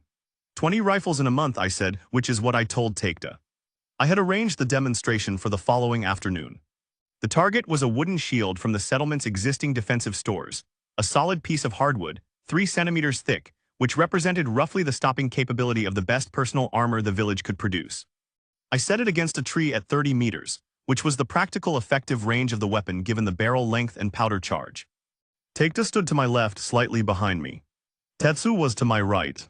A small crowd had gathered behind us. Having learned from previous demonstrations that when I set something up in the open square, watching was usually worth the interruption to the workday. I loaded the barrels. Powder charge. Ball seated with the ramrod and applied the slow match to the touch hole. The shot was loud in a way that was qualitatively different from anything the village had experienced before. Not just the volume, but the character of it. The sharp crack with the physical pressure behind it. The way the sound hit the chest rather than just the ears. The wooden shield jerked back against the tree and fell. Through it, at the center of impact. A clean hole. Takeda walked to the shield. He looked at the hole. He picked the shield up and looked through the hole at the tree, and then back through it at me. He set it down. "How many can we make?" He said. "As many as you have smiths to make them. 4 smiths. 20 in a month. More if we train additional forge workers on the barrel work. It is learnable." He looked at the hole in the shield for another moment. "Make them," he said. Then he walked back toward the settlement without further comment. The hunter's report came 3 days later in the morning, during the first forage run of the new production batch. 2 men from the northern hunting range coming back a day early smoked to the north, multiple columns this time, not one. 30 kilometers out, in the valley past the second river crossing, not a single fire at camp. And the tracks coming and going from the area showed more feet than 4 people made. I had the 2 hunters describe the track patterns in detail, and I spent the evening calculating the variation in stride length and foot size across the tracks they described. At least 12 to 15 distinct individuals. And the soil disturbance pattern suggested the camp had been active for at least 2 weeks, possibly more. Ryuji had been busy. 8 liters of acid. 50 potential people freed. I had estimated 2 months. It had been 6 weeks, and he already had a functioning camp with more than a dozen people. Either he was using the acid faster than I projected, accepting rougher recoveries, or he had found a secondary source of acid production on his own. Both were possible. He was not unintelligent about practical problems. He's spending fast, I told AI and Tetsu that evening. Which means he has a deadline in his head, a number he's aiming for, a point where he decides he has enough. Enough for what? Tetsu asked. To come here, I said. He doesn't need to destroy the settlement. He needs the production infrastructure, the furnace, the glass line, the acid chain. He will try to take it intact, which means he needs enough people to overwhelm resistance without burning everything down in the process. How many does he need for that? AI asked. Depends on what we have. Which is why he is waiting. I looked at the map I had sketched on bark. The village, the northern valleys, the distance between them. He's watching us, either directly or through people who can see our activity. He knows when we have the rifles. He knows when we have enough of them to matter. He's timing his threshold against ours. So we're in a race, Tetsu said. We were always in a race, I said. We just know it now. The forge ran through the night. I did not sleep until the third barrel was finished, sitting by the fire running calculations I had already run. Because that is what I do when I cannot act. I recalculate, looking for variables I missed, looking for any edge I had not already found. The numbers did not change. 20 rifles in a month. Ryuji with at minimum 30 people in 6 weeks growing. We needed to be faster. We needed to be smarter. And we needed urgently to stop responding and start moving ahead of him. The rifles were the right answer to the immediate problem. They were not the right answer to the larger one. I had been thinking about this while watching Tetsu's forge team run their second barrel batch, 4 men working in careful coordination. The steady rhythm of hammer on iron, the smell of hot metal and charcoal that had become the background texture of the village's working hours. The rifles were a deterrent. A good one. 20 rifles in the hands of people who could use them changed the arithmetic of any direct confrontation significantly. But a deterrent is passive by nature. It holds a line. It does not build anything. What builds things is production capacity. And production capacity is multiplied by 2 things above everything else. Energy and communication. A settlement that can work after dark has more effective hours than one that cannot. A settlement whose parts can coordinate faster than a person can run between them makes fewer errors, wastes fewer resources, responds to problems in minutes instead of hours. These were not abstractions. These were the mechanisms by which civilizations outpaced each other in my era. And they were the mechanisms by which I intended to outpace whatever Ryuji was building in the northern valley. I started with the electricity. The river that ran past the village's eastern edge had been driving a water mill for 3 generations of the settlement's history, a simple horizontal wheel that turned a millstone for grain processing. The wheel ran continuously from spring thaw to late autumn freeze, representing a reliable mechanical power source that was being used for exactly one thing. I needed to add a second output. The generator principle is not complicated. A coil of conductive wire rotating in a magnetic field produces electrical current. The challenge at the level of technology we were working with was producing both the wire and the magnets at sufficient quality to generate useful output. The wire came first. I had Tetsu's team draw copper into thin rod by pulling it through progressively smaller iron dies, a technique Tetsu had not used before but understood immediately as a variant of the forming work he already did. The resulting wire was not uniform by modern standards, varying in diameter along its length, but it was continuous and conductive. We wound it into coils on iron cores, 200 turns per coil, 4 coils per generator assembly. The magnets required magnetizing iron bar stock by sustained contact with a lodestone. We had found a small natural specimen in the river gravel during the dam modification work, enough to magnetize a set of working magnets if we were careful about the procedure. I had Tetsu's youngest apprentice, a boy named Sho who was 17 and had the patient repetitive focus that precision work demands, spend 2 full days on the magnetizing process. The result was a set of iron bar magnets that were weak by the standards of what I remembered, but strong enough to work with. The first generator assembly went onto the mill wheel axle as a secondary output, a wooden frame holding the magnet array stationary while the coil assembly rotated with the wheel. I connected the output terminals to a copper wire lid running back to the smithy. I tested continuity with the simplest possible indicator, a small iron filing suspended on a thread near the wire. When current flowed, the filing would deflect. I watched it carefully when Tetsu opened the mill sluice gate and the wheel began to turn. The filing moved slightly inconsistently, but it moved. I measured the coil winding after an hour of output testing and found what I should have caught during construction. The wire spacing was uneven throughout, with sections wound too loosely and sections too tightly, creating impedance variations that cut the effective output to perhaps 2% of theoretical. I had wound it myself by hand, and my hands were not calibrated for this kind of precision work. I asked Tetsu to rewind it. He looked at the coil for a while, rotating it slowly in his hands the way he examined any new object, feeling for the irregularities his eyes had already identified. Then he set it in his lap and began unwinding it, and rewinding it in the same motion, his fingers moving with the automatic consistency of someone who has spent decades developing fine motor precision through metalwork. He did not stop or restart, he simply wound steadily for 90 minutes until the coil was done. The output from the rewound assembly was measurably different. The filing deflected strongly and held its position. A rough calculation from the deflection angle put the effective power output at around 15% of theoretical, 7 times what my winding had produced. "You're a better electrician than I am," I told him. He considered this. "I don't know what an electrician is. Someone who works with this." I gestured at the wire assembly. "You're better at it than me." He nodded once, filed it, moved on. This was another quality I had come to appreciate in Tetsu. He did not make anything out of being told he was good at something, he just continued. The light bulb required a different approach than the generator, and I had been thinking about it in parallel for weeks, because the limiting factor was not the electrical circuit but the filament. An incandescent bulb works by running current through a resistive material thin enough that it heats to the point of glowing. The filament needs to be thin, relatively consistent in diameter, and critically, in an evacuated or inert atmosphere. Because any oxygen at glowing temperatures means immediate combustion. The glass for the bulb housing came from Hannah's production line, which by this point was running smoothly enough that she could produce sealed vessels of specified dimensions on request. The vacuum pump was an iron piston and cylinder assembly that Tetsu had made to my specification. Not a high vacuum device by any standard, but sufficient to reduce the interior oxygen content enough to extend filament life meaningfully.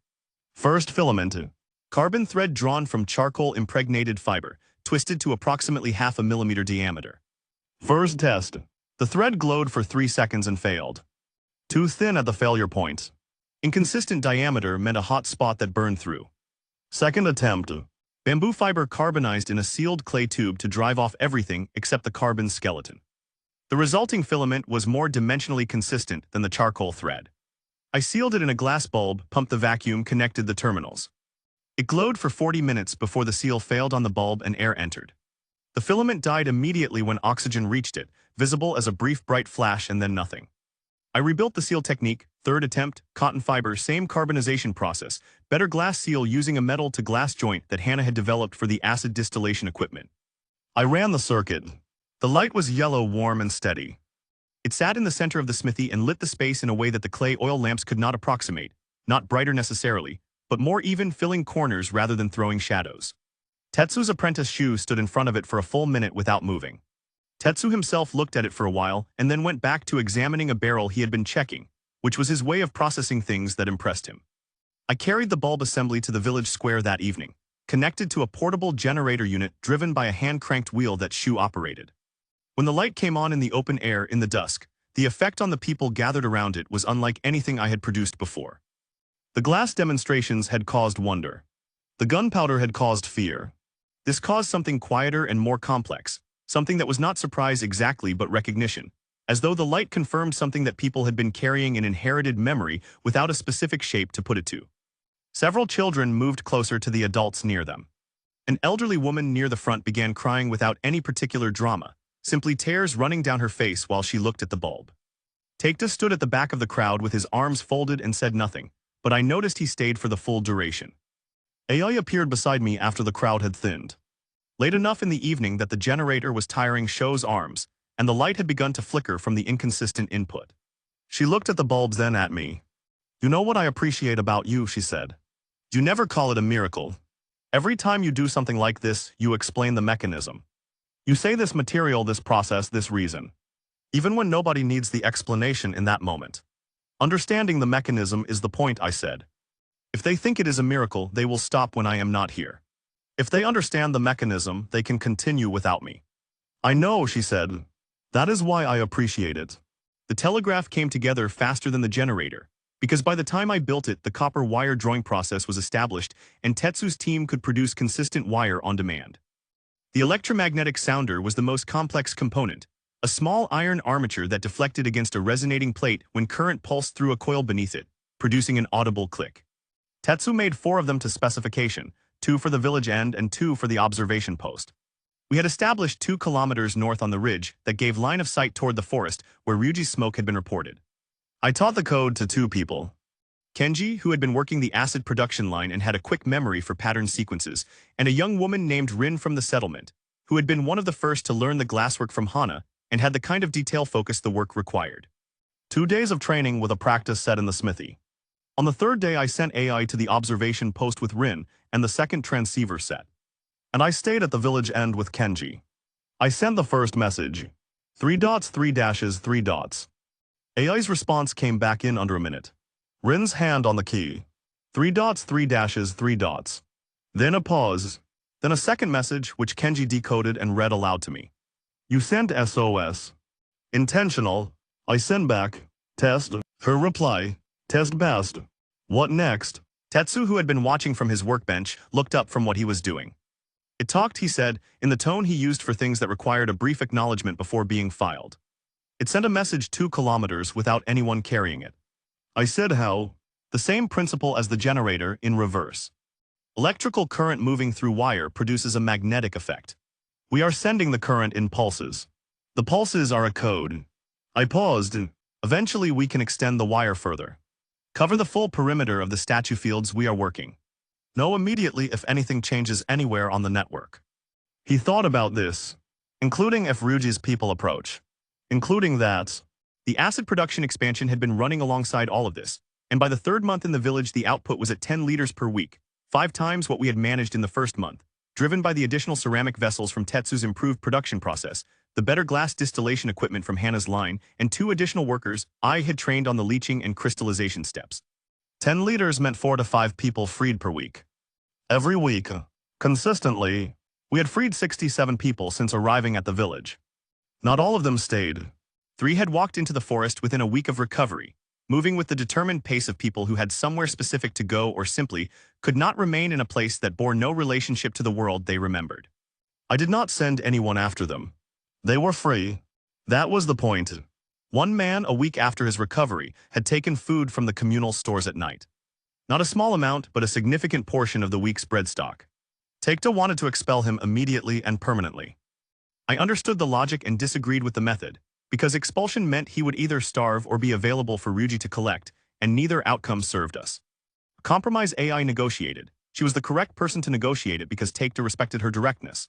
It was a structured integration period. New arrivals had a 30-day period during which they received full support, but also had defined work obligations with the freedom to leave at any time but no access to stores beyond their daily allocation until the period ended, and they had demonstrated stable participation. It was not a perfect system. It was a workable one. Taekta accepted it with the particular expression he used for compromises. He found acceptable but would not call good. 3 months since we had arrived at the village. I ran the inventory in my head the way I always did when I needed to see the full picture at once. 67 people freed from stone.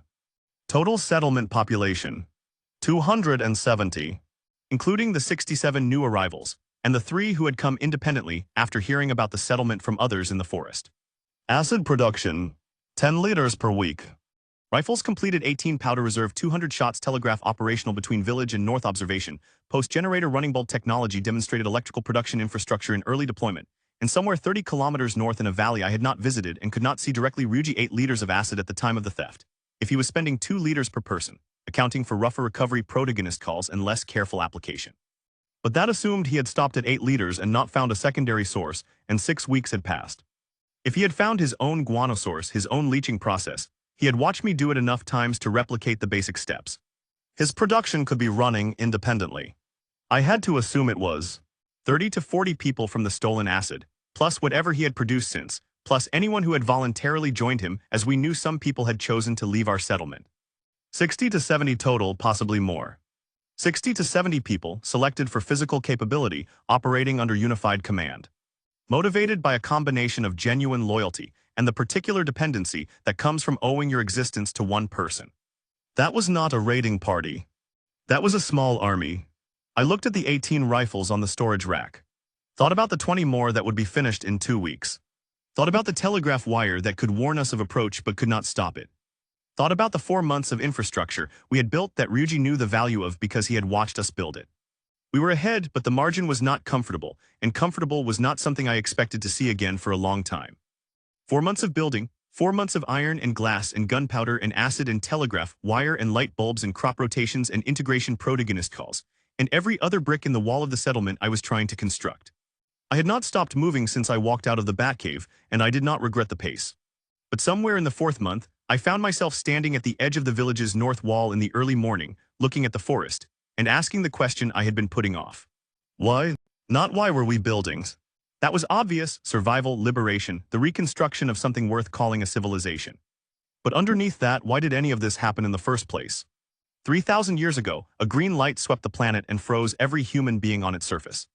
I had been working on the effects of that event without ever seriously attacking the cause, because the cause did not seem immediately actionable, and there was always something more immediately actionable demanding my attention.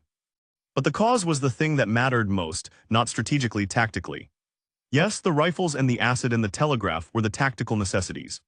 But strategically, the question of why humanity was petrified, and by what mechanism, and whether that mechanism could be used again or reversed or understood, was the question that everything else eventually depended on.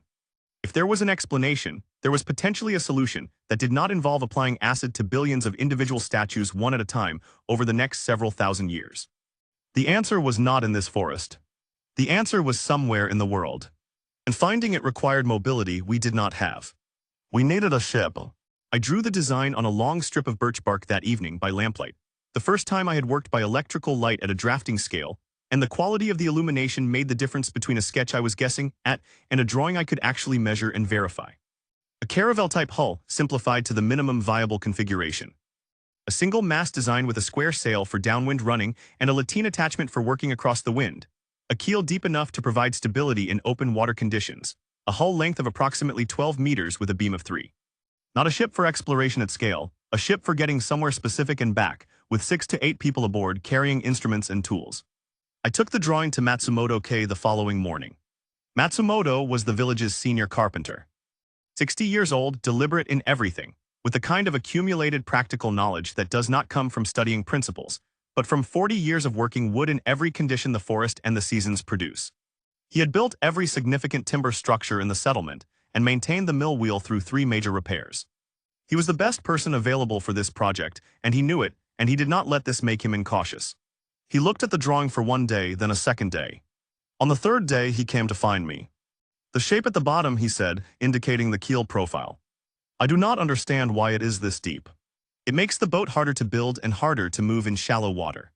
Our fishing boats do not have this. Your fishing boats operate on a river, I said. In open water with wind and current coming from the side, a flat-bottomed hull rolls. The keel resists the roll. Without it, the boat goes over. He considered this. We have never been in open water. We are going now. He looked at the drawing for another long moment. Then he rolled it carefully and tucked it under his arm. I will need to select the timber myself. And I will need the iron fittings before I can complete the frame joints. I will not dry fit something that size and find the iron is wrong at the end. Talk to Tetsu about the fittings. He has your dimensions. He nodded once, the nod of a craftsman accepting a commission he is not entirely comfortable with, but has decided to execute to the best of his ability anyway. 3 months, he said. 20 workers consistent, not pulled for other projects midway. Agreed. And if we sink on the first test in the river, I am rebuilding from the keel. Agreed, I said again. He walked away toward the timber yard. I watched him go and thought. 3 months is a long time, and a great deal can change in 3 months. But there is no shorter path to a seaworthy hull. I put it on the schedule and moved to the next problem. The next problem arrived in the form of a man who walked out of the southern forest on a Tuesday afternoon, alone, without any of the disorientation typical of a recent revival. He was moving too deliberately, too purposefully, for someone who had just come back from 3,000 years of stone. AI spotted him from the wall and sent word to me before she went down to meet him. He was one of Ryuji's people. That much was clear from the first exchange. He knew Ryuji by name, knew where the northern camp was, and had left it 4 days ago on his own initiative. He was not injured and not pursued. He had simply decided to leave. His name was Hayashi. He had been freed 6 weeks earlier, one of the first people Ryuji had liberated with the stolen acid. He sat across from me in the building AI used for intake conversations, and told me what he had seen steadily, without apparent agenda. Ryuji's camp was fortified, earthwork walls, watch positions, organized patrol schedules. Current population approximately 80 people. The composition was what I had projected, overwhelmingly male, selected heavily for physical size and capability, with a small number of exceptions who had demonstrated useful skills during recovery. Women who had been freed were fewer than a quarter of the population and held to specific roles. Everyone worked, nobody refused work twice. Ryuji called himself the first. Not a title with elaborate ceremony around it, simply the designation he used when clarifying questions of authority. The first decides this, bring it to the first. An efficient construction that made the power structure legible without requiring justification. Is he harming people? I asked. Hayashi thought about this carefully, which I appreciated. He is not kind, he said finally. He is not cruel for its own sake. People who work and follow the rules are treated well. People who do not, he paused. The camp has rules. The consequences for breaking rules are clear and immediate. Most people follow the rules. Why did you leave? He looked at his hands. Because the rules will change, he said. He is patient now because he is not ready. When he is ready, the rules will change. I did not want to be there when that happened. I let him stay. He went to work in the acid production team the following week and turned out to be competent and reliable. I noted this without drawing large conclusions from it. The intelligence I had needed to update was clear. 80 people fortified position. Ryuji calling himself the first. Iron working happening in the camp. That last detail was the significant one. If they were working iron, they were either producing tools or weapons. And given everything else I knew about Ryuji's priorities, the balance between those two categories was not difficult to guess. 2 weeks after Hayashi arrived, a man named Marcus came in from the west. He had been walking for 9 days, he said, which in the direction he had come from put his origins somewhere in what would have been Western or Central Europe in my era, a significant distance. He spoke Japanese at a level that surprised me until he explained. He had studied it seriously before the event, lived in Tokyo for 3 years working at a research institute, and the language had stayed with him through the stone the way everything stayed with us. He was American. He said this with a slight wariness, as though uncertain how it would be received, which I found interesting. I told him it was not relevant to anything.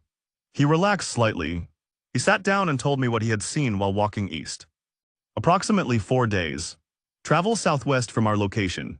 He had come over a ridge and seen something in the valley below that he had not understood at first. Metal structures, partially constructed, of a scale that did not match anything he expected to find in a forest. Not ruins, not statues, new construction, iron frames, something like scaffolding oriented in a way that suggested they were foundations for something larger. He had not gone closer because there were people around them, many people, more than he could count from his distance on the ridge. And there had been sound. Regular, I asked, consistent interval. Yes, like he searched for the word, like a heavy door being slammed but far away. Every few minutes the same sound. The room was quiet after that. AI, who had been sitting near the window during the conversation, said at first, quietly, the word landing with the specific weight of a thing that has been suspected and is now confirmed. Cannon. I did not respond immediately. I was running the implications because that is what I do. But the implications in this case arrived faster than was comfortable and kept arriving. Someone to the southwest had cannon. Cannon required iron casting at a scale beyond what we were doing. Iron casting at that scale required blast furnace capacity, which required months of infrastructure development, which meant they had been working longer than us, or had started with more resources, or both. The scale of what Marcus described, the number of people, the size of the construction, pointed at a population significantly larger than our settlement. And cannon in that quantity were not being built for hunting, 4 months of building a civilization, and somewhere out there someone else had been doing the same thing with a different goal in mind. I sat with this for a long time, long enough that AI looked at me with a particular expression. She reserved for moments when she was letting me finish a thought rather than interrupting it. Long enough that Matsumoto's crew, visible through the window, completed a full timber moving sequence and started another before I spoke. How far southwest? I asked Marcus. 4 days at walking pace. Maybe 3 if you were moving with purpose. And the metal structures. Could you tell what they were building? He thought about it. The shape of the frames. He paused. I thought about it a lot while I was walking here. The proportions. The orientation. If I had to guess. Another pause. Something that was meant to move. Not a building. I looked at the ship drawing on the bark sheet, still pinned to the wall. Then I looked at the window. At the forest and at the direction that was southwest. Start the ship on schedule, I told AI. And tell Matsumoto I want it in the water in 2 months, not 3. She looked at me. He said 3 was the minimum. Tell him I know. Tell him anyway. She went. I stayed at the table with Marcus and asked him to describe everything he had seen from the beginning in as much detail as he could remember, and I listened without interrupting until he was done. His name was Dr. Cole Brennan, and he had been dead for 3,000 years before he decided to fix that. 42 years old at the moment of the event. NASA physicist, engine systems specialist, the kind of researcher who spent his career at the intersection of theory and hardware, not the person who derived the equations, but the person who made the equations work in metal and heat and pressure. He had been in his office in Houston when the green light came, sitting at his desk with 3 open browser tabs and a cold cup of coffee, and the last thing he remembered thinking was that he needed to call his sister back. He woke in a cave on the North Atlantic coast. How he got there from Texas was a question he had spent approximately 1 week contemplating before deciding it was less useful than the questions of where he was, what resources he had, and what he intended to do about his situation. The cave smelled of sulfur that turned out to be relevant. The volcanic terrain of the North Atlantic fringe had been producing hydrothermal activity for as long as it had existed, and 3,000 years of geological time had changed nothing fundamental about the chemistry of acidic hot spring water seeping through limestone. It was dilute, perhaps 3–5% sulfuric acid, far weaker than what he needed. But he had more of it than he could use, and a natural concentration mechanism in the form of evaporative surfaces near the vent openings. He spent 6 weeks building a concentration apparatus from materials at hand. And on the 43rd day after his revival, he had workable acid. He was 6 months ahead of Haruto. He did not know this, but it would not have changed his calculations if he had. Brennan's framework for the situation was different from Haruto's in one foundational way. And the difference flowed from a different answer to the same question. What is this exactly? Haruto had looked at the frozen world and seen a problem to solve. An engineering challenge of enormous scale, yes, but a problem with a solution. Produce acid-free people rebuild what was lost. The goal was restoration. The goal was giving back to as many people as possible what the event had taken from them. Brennan had looked at the frozen world and seen something else. He had spent 30 years studying history alongside physics. Not formally but consistently. Because he was the kind of person who needed to understand context before he could work within it. What history had shown him repeatedly, without exception across every civilization he had read about, was a single organizing principle. The entity that controls the monopoly on violence determines the shape of everything else. Law, trade, culture, science. All of it operates within a structure that is ultimately maintained by the capacity to compel. Remove that capacity and everything else dissolves. The history of humanity was the history of who held the monopoly at any given moment, and how they used it. The green event had reset the monopoly to 0, 3,000 years of frozen humanity. And when they came back into a world with no standing institutions, no inherited power structures, no armies, no governments, no legal frameworks. A clean slate. And whoever established the new monopoly first would write the rules under which everything that followed would operate. Brennan did not think of himself as a bad person. He thought of himself as a realistic one, realistic about what worked, realistic about what history demonstrated, and realistic about the fact that if he did not establish the new order, someone else would, and that someone else might be worse. His progress 6 months into the new world reflected a different set of priorities than the settlement he did not yet know about in Central Europe. Steel operational. The iron deposits of the region where he had landed were richer than he had expected, and the blast furnace he had built in the 2nd month, with a population of freed workers who had been selected specifically for relevant skills, was producing consistent quality. He had made his first selection decisions in the 2nd week after waking. Not everyone who came out of the stone was equally useful in the immediate term, and he had been clear with himself about this. Physical capability first. Technical skills second. Everything else sorted itself out later or didn't. Gunpowder. Operational since month 3. He had known the formula longer than he could remember. It was the kind of thing a physicist absorbed without effort, the way you absorb anything that sits at the intersection of chemistry and mechanical engineering. The sulfur was trivial given his location. The potassium nitrate had taken longer to produce in quantity, but the soil chemistry of the North Atlantic coast, with its long history of organic deposition, was generous. Artillery. 6 pieces currently all cast iron, all muzzle loading, all in a caliber he had standardized after the 2nd casting run. Not elegant work. Functional work. The distinction mattered to him professionally, but functionally it did not matter at all. Population approximately 300 people freed from stone over 6 months, at a rate that reflected his acid production capacity and his selection criteria. The selection criteria were not cruel in intent. He needed people who could work and contribute immediately, and the people who fit that description were the ones he freed first. The others would wait. He had told himself this consistently, and he mostly believed it. The structure of his settlement was hierarchical in a way that operated efficiently and did not require much discussion. He had not called himself the first or given himself any particular title. He simply was the person whose decisions determined what happened, and the people around him knew this, and the few who had tested it early on had found the test uncomfortable enough that it had not been tested again since. He heard about the Japanese boy in Europe from a woman who had been freed near the coast and had spent 3 weeks traveling east before finding his settlement, during which time she had encountered 2 people who had been moving in the opposite direction and who had spoken of a village in the central forests where someone called Haruto was building things. How old? Brennan asked. She thought about it. The people who mentioned him said young, a teenager maybe. He looked at his senior advisor, a former army officer named Garrett, who had been the second person Brennan freed, selected because Brennan recognized immediately that he needed someone who could manage people at scale while Brennan managed systems. Garrett had been running the settlement's operational structure for 5 months and had developed his own significant authority within it, which Brennan permitted because it was useful and managed because it was potentially dangerous. A kid, Brennan said, building a village. He turned this over for a moment. 2 options. We move on him before he becomes a significant factor. Or we wait until he's built enough infrastructure that taking it over is worthwhile. He looked at Garrett.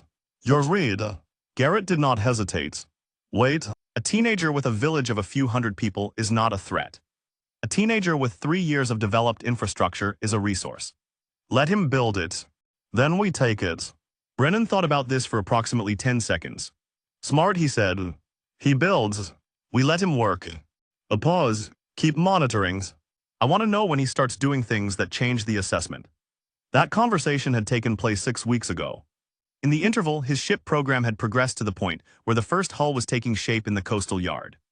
Not a sailing vessel, he had bypassed that entirely, because the steam engine was the correct answer for a vessel you needed to operate reliably regardless of wind conditions.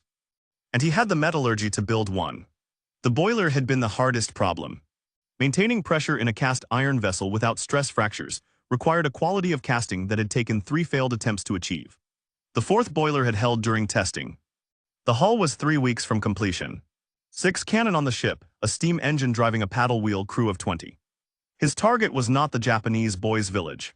His target was the site he had identified in the southern European coastal region, where his geological analysis predicted significant iron ore deposits that were not accessible from his current position overland. Secure that resource before anyone else did, establish a coastal presence, then expand inland as capacity allowed. The boy's village was a secondary consideration, useful eventually, not urgent yet. The telegraph relay at the northern observation post had been operational for 3 weeks when the second message came through, routed from a temporary post that one of the recently freed engineers had set up 30 kilometers west after I had sent a wire-laying team in that direction specifically to extend our detection perimeter. Kenji decoded it and brought it to me while I was reviewing the ship's keel assembly with Matsumoto. The message was short. The engineer's post was near a coastal rise, and from the high ground he could see the water to the west. He had seen ships, 2 of them visible on the horizon, moving north to south. Large metal tubes on the upper structure that were not masts. I read the message twice, put it down, picked it up again. What is it? I asked. She had come up beside me without my noticing, which happened when I was focused. I handed her the message. She read it. She waited. Steam engines, I said. Funnel stacks on a ship means a steam boiler driving mechanical propulsion. That is not a sailing vessel. That is an industrial vessel. I paused, working through the implications in order. Building a functional steam boiler requires casting quality that takes months to achieve after you already have a blast furnace running. A working ship requires hull construction at scale. The population you need to support all of that. Production workers, skilled craftsmen, the food supply chain to maintain them. You are looking at several hundred people, minimum well-organized, working for longer than we have been. Another pause. He is at minimum a full year ahead of my metallurgical development, possibly more. AI looked at the message, looked at me. What do? We accelerate. Everything. Simultaneously. I looked at the ship frame, at Matsumoto's team working the timber joints. The ship goes faster. I will work with Matsumoto on the schedule. The steam engine program starts now, not after the ship is done and the aircraft. I had been thinking about the aircraft for 2 months, running the design in the background while other priorities consumed the foreground.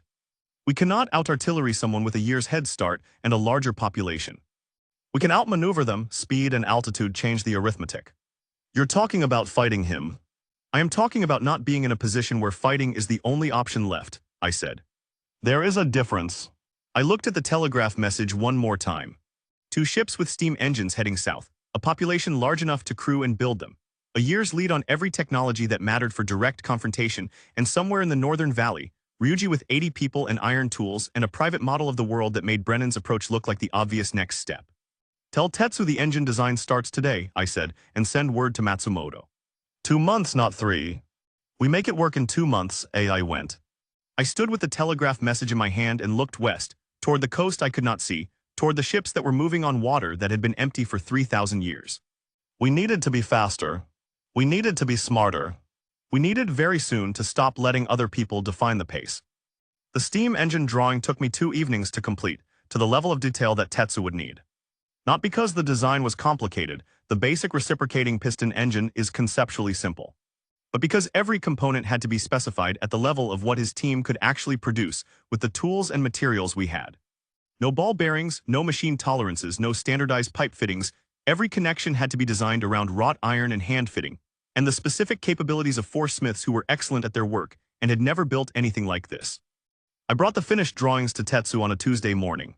He looked at them for a long time without speaking, turning the bark sheets slowly, tracing the component relationships with one finger. The cylinder and piston assembly, the valve timing mechanism, the flywheel and crankshaft, the boiler, specified separately because the boiler was its own problem. This is more complex than the furnace, he said finally. Yes, the furnace we built over 1 month. This, he looked at the drawings again. 3 months, if everything goes correctly. 2 months, I said. It has to be 2 months. We do not have 3. He looked at me with the expression he used when he was deciding whether to argue about a timeline. He had learned over the past several months that I did not give compressed timelines arbitrarily, that when I said 2 months instead of 3, there was a reason behind the number, even if I did not always explain it immediately. He filed the decision and moved on. What does it move, he asked. A ship without needing wind, eventually an aircraft. He looked up from the drawings, an aircraft, something that flies, using the engine for propulsion instead of muscle or wind. He was quiet for a moment. Then show me the aircraft drawing. I did not have one yet. I told him so. He nodded, set the engine drawings on his workbench in the orientation that meant he had accepted the project, and went back to work. I took this as the beginning of the 2-month clock. The central problem with a reciprocating piston engine at our production level was sealing. The piston had to move freely in the cylinder while maintaining enough contact with the cylinder wall to prevent steam from bypassing it, a tolerance problem that modern manufacturing solved with precision machining, and I had to solve with patient hand fitting.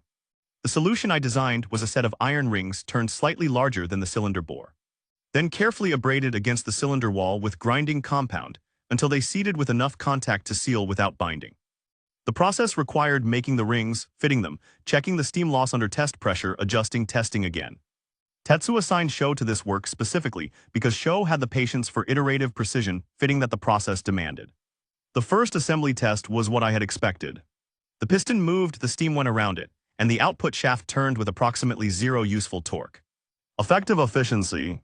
Nothing. I watched the steam curl out from the piston gap and thought about the gap between theory and hardware, which was a gap I had been thinking about continuously for months and which never stopped being educational.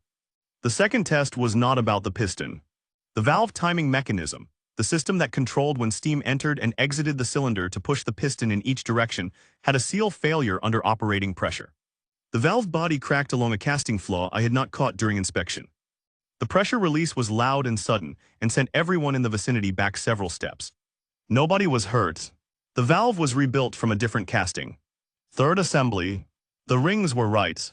The valves were right. The boiler pressure was consistent. I opened the steam supply and the flywheel began to turn. 15 revolutions per minute. Measured by counting against a sand timer AI had built for this purpose.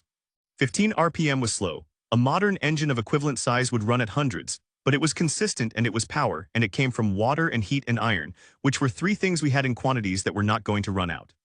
Tetsu stood next to the running engine for a while, watching the flywheel turn. He put his hand near the cylinder housing and felt the heat radiating from it.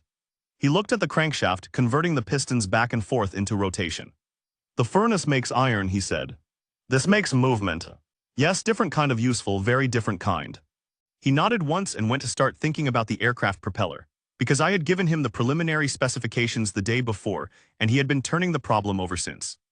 That was Tetsu. He did not wait to be asked twice. The aircraft was a simpler structure than the engine in some ways, and more unforgiving in others. Simple because the biplane configuration, two wings, one above the other, connected by struts, is geometrically straightforward, and the wooden frame could be built by Matsumoto's carpentry team using the same skills they were applying to the ship. Unforgiving because the weight budget was absolute. Every kilogram I added to the airframe was a kilogram the engine had to lift, and my engine produced 15 RPM through a gearbox that I was designing simultaneously to produce useful propeller speeds, and the margin between enough thrust and not enough was not large. The frame went up in 3 weeks, spruce-like timber from a high-altitude tree that Matsumoto identified as having the right density and grain for structural aviation use, lashed and glued with pine resin at the joints.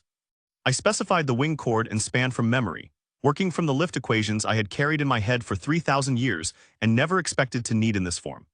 The fabric covering was linen, stretched over the frame and painted with successive coats of dissolved pine resin that dried to a taut, air-resistant surface. The propeller was Tetsu's problem and he treated it as such. I gave him the specifications, a twisted airfoil profile, specific pitch angle, diameter constrained by ground clearance. He carved the first Protagonist type from laminated hardwood, and it was geometrically correct, but the pitch was too shallow. It moved air but produced insufficient thrust under the engine's torque output. The second was too steep, it stalled at the engine's available RPM. The third was right. I tested it on the static engine mount, and the numbers matched the calculation well enough that I was willing to fly it. I had never flown an aircraft. This was a gap in my practical experience that no amount of theoretical knowledge could fully bridge, and I was aware of it clearly when I climbed into the pilot's seat. A wooden frame mounted at the aircraft's center of gravity. With a control column connected to the wing warping system, I had adapted from early aviation history and rudder pedals linked to the tail surface by cable. The takeoff run was 80 meters. I had calculated it would be 70. The extra 10 meters were the difference between theory and the specific characteristics of this particular field, this particular morning, this particular aircraft that had never flown before. I felt the tail lift first, then the main gear, and then the ground was no longer there. 30 seconds, 4 meters of altitude at the peak, which felt simultaneously very high and very low. The aircraft was not stable in roll, it wanted to drop the right wing. A trim issue I had not caught in ground testing because it did not appear until you were actually in the air, and the wing was generating lift, asymmetrically. I corrected with the control column and overcorrected, and the landing was hard enough to snap the right wing spar at the root. I sat in the wreckage for a moment, checking myself for damage, nothing broken. I arrived at the edge of the field approximately 30 seconds later, which meant she had been watching from close enough to run.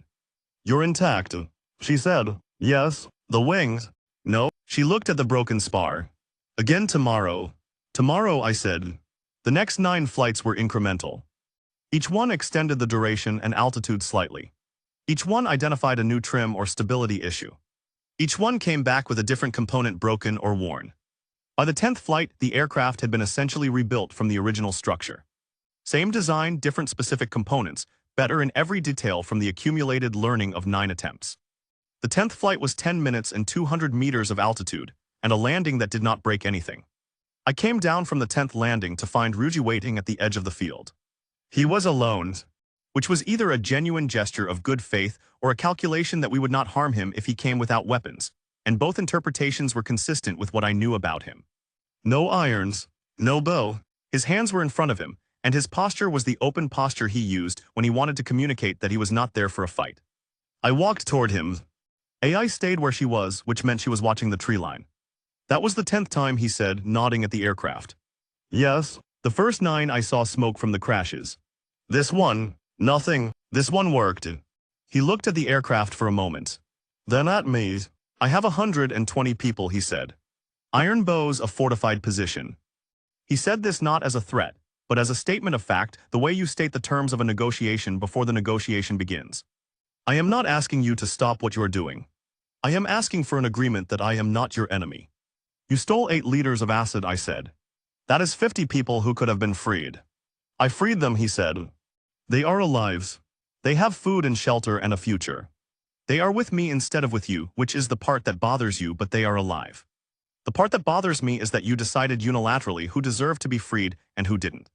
And you decide unilaterally that everyone deserves to be freed, regardless of whether we have the capacity to support them. Both of us are making decisions. I am just honest that mine are decisions. I did not have an immediate answer to this. That was not more complicated than this moment required.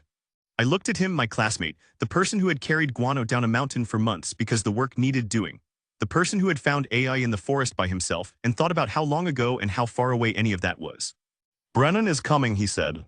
You know this. I know. When he comes, and he will come because that is what he is building toward. He will not negotiate with either of us. He will arrive with ships and cannon and enough people to take what he wants. He paused. When that happens, 120 people in a fortified position is the difference between losing everything and losing something. Think about that. He turned and walked back toward the forest. I watched him go and did not call after him, because there was nothing to call that was both honest and useful. AI came up beside me. Well, not an agreement. Not a war. Somewhere in the space between those two things. I thought about Brennan's ships on the western horizon. About the arithmetic of a direct confrontation. About 120 people in a fortified position, and what they might be worth on the right side of the right battle. Watch the northern approaches, but don't treat him as a target yet. She nodded and went. The radio came together in the following 2 weeks, built in parallel with the engine modifications for the ship installation. The spark gap transmitter was the simplest possible design. A coil, a capacitor built from 2 copper plates separated by a sheet of Hannah's best glass, a spark gap across which the discharge oscillated at a frequency determined by the LC values, a copper wire antenna 15 meters long strung between 2 poles at the settlement's highest point. The receiver was more difficult. Detecting the incoming signal required a sensitive coherer, which I built from iron filings in a glass tube, that aligned when radio waves passed through them and disrupted their alignment with a small tapper mechanism on a spring. Crude, unreliable, but functional when conditions were right. I tuned the frequency, sent the first transmission, a repeated pattern in Morse, our station identifier, broadcasting into the empty air without any expectation of response, and then returned to work on the ship's engine installation. On the 3rd day, Kenji came to find me at the shipyard. He handed me the decoded message, 7 characters, "Who are you?" I looked at the message for a while. The signal had come in on a close frequency to mine, which meant either Brennan had built a radio and had been scanning the spectrum, or someone else had. The Morse encoding was precise and fast, someone who knew it well, not someone who had learned it recently. Brennan, AI said, or someone we don't know about yet. I picked up the key and tapped out the response. Kazuki Haruto. Europe, who are you? I went back to work on the engine installation. 1 hour later, Kenji found me again. The reply was 2 words. Your enemy. I held the message in my hand and thought about the ships on the western horizon and the fortified camp in the northern valley, and the aircraft sitting at the edge of the field with its 10th flight landing gear still damp from the morning dew, and I thought about all the things that 2 words could mean and all the things they couldn't. Then I folded the message, put it in my pocket, and went back to work. There was always more work than time. We sat by the river because Aoi suggested it, which meant she had noticed that I had not stopped moving in longer than was sustainable and had decided to do something about it in her particular way, not by telling me to rest, which would not have worked, but by finding a reason to sit somewhere herself that required my presence. The river ran dark in the evening light, catching the last of the sky in broken reflections. On the far bank, an owl I had been hearing for weeks called from somewhere in the old growth. The settlement's noise carried faintly from the north. The forge was running a night shift on the ship fittings, and the telegraph relay clicked at irregular intervals as the watchposts exchanged their hourly position reports. Oi had brought 2 cups of the grain tea. The settlement had developed over the previous month. She set one in front of me without comment. I picked it up and ran the inventory out loud. Because that was how I processed things, and she knew it and had never asked me to stop. Populations 340. Acid production 15 liters per week. People freed from stone since arrival 180. I paused on that number. 180 out of billions rifles. 18 operational, 4 more within the week. 2 cannon finished last week, mounted on the north wall, 1 aircraft currently airworthy. 2 steam engine assemblies, 1 installed on the ship. Ship hull approximately 80% complete, 2 weeks from launch. I set the cup down and Tetsu started the pistol components yesterday. I know, I always said. I heard him working past midnight. The precision requirement for a pistol is significantly higher than for the long guns. He has been practicing the bore fitting technique for 2 weeks on test pieces. He said nothing about it until yesterday. I thought about this. He is the most capable person I have worked with, including the scientists I knew before. He would not know what to do with that information, I always said. I know, she looked at the river. Run the threats, she said, not asking, inviting. Rouge 120 people, fortified position, iron tools and weapons bows. He has not moved against us since the negotiation at the airfield. The norms between us are currently no agreement, no war. He is rational enough to understand that Brennan represents a more serious threat to him than we do. Whether he acts on that understanding when the moment arrives, I don't know. I paused and I gave him more credit than he deserved once. I am trying not to make the same error in either direction now. And Brennan, unknown population but certainly larger than ours. Artillery, steamships, probably aircraft in development. The metal frame construction Marcus described from the southwest is consistent with an early biplane structure. 6 months of additional development time and more favorable resource access. I looked at the dark waters. He knows we exist. His radio response suggests he is watching us. He is not moving yet, which means either he is not ready or he is waiting for us to build more infrastructure worth taking. Both of those things buy us time, but neither of them means the threat is diminishing. AI was quiet for a moment. Then you said 3 threats. You named 2. I had been waiting for her to catch that. She always caught it. The third one doesn't have a face. I said the statues are degrading, not all of them. The process is slow and variable, but some of them every week are passing the point where acid can reach living tissue. We don't know the rate with precision. We don't know how much time the most degraded figures have. Every week we spend managing Ryuji and preparing for Brennan is a week that some number of people who survived 3,000 years of stone, die permanently because we did not reach them in time. I picked up the cup. That is the threat I cannot plan around. I can only try to run faster. We looked at the river for a while. The ship, she said. Yes, the ship is the answer to all 3 in different ways.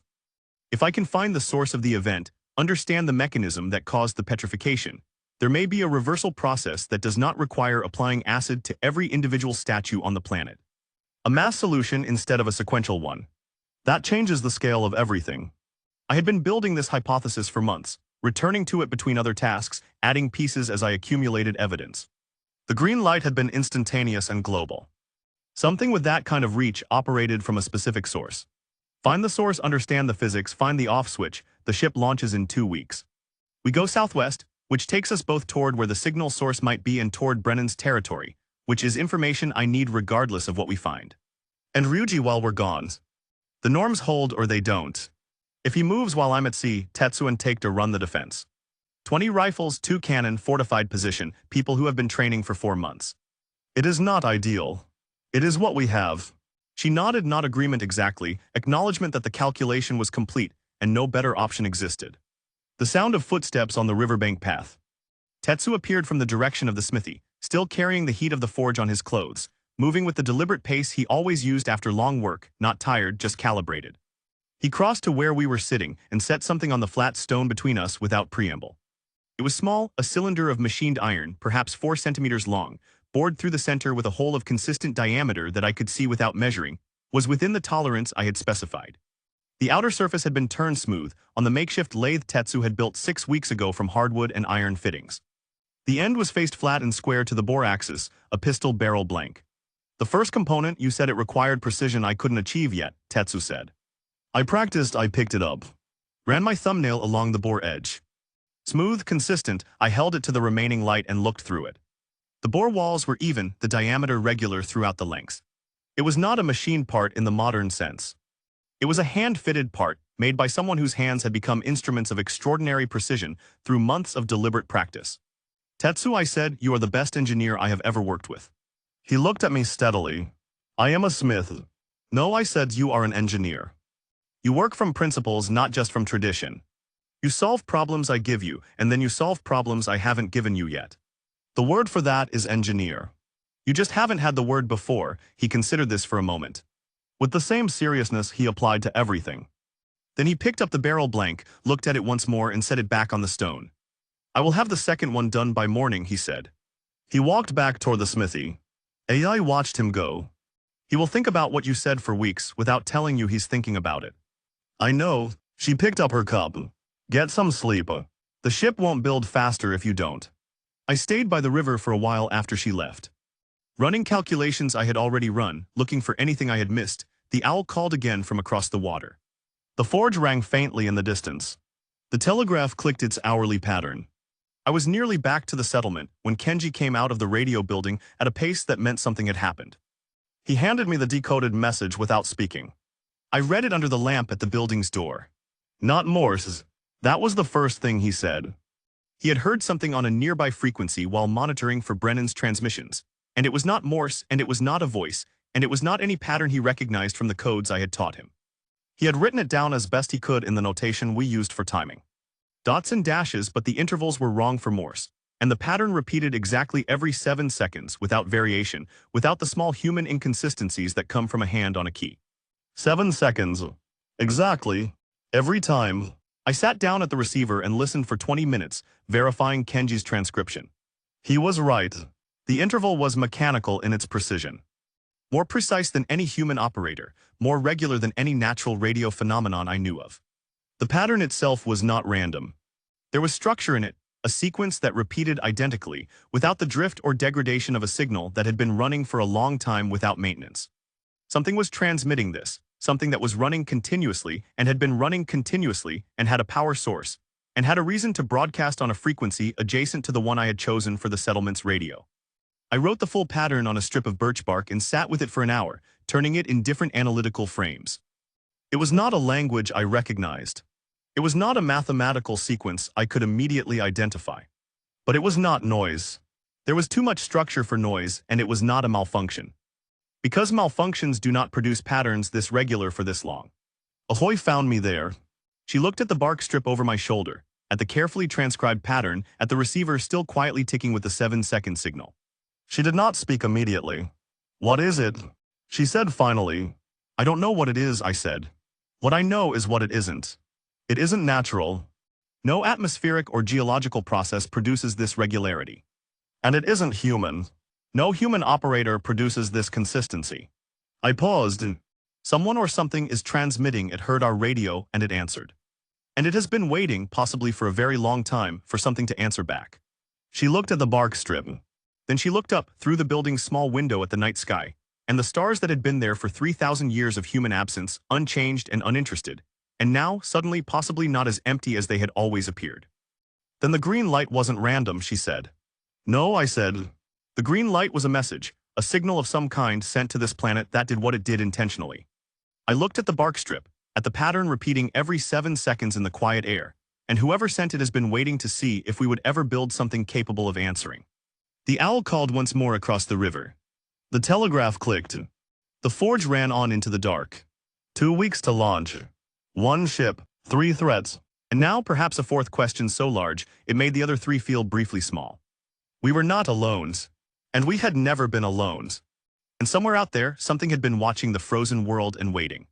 And now it knew that we were awake.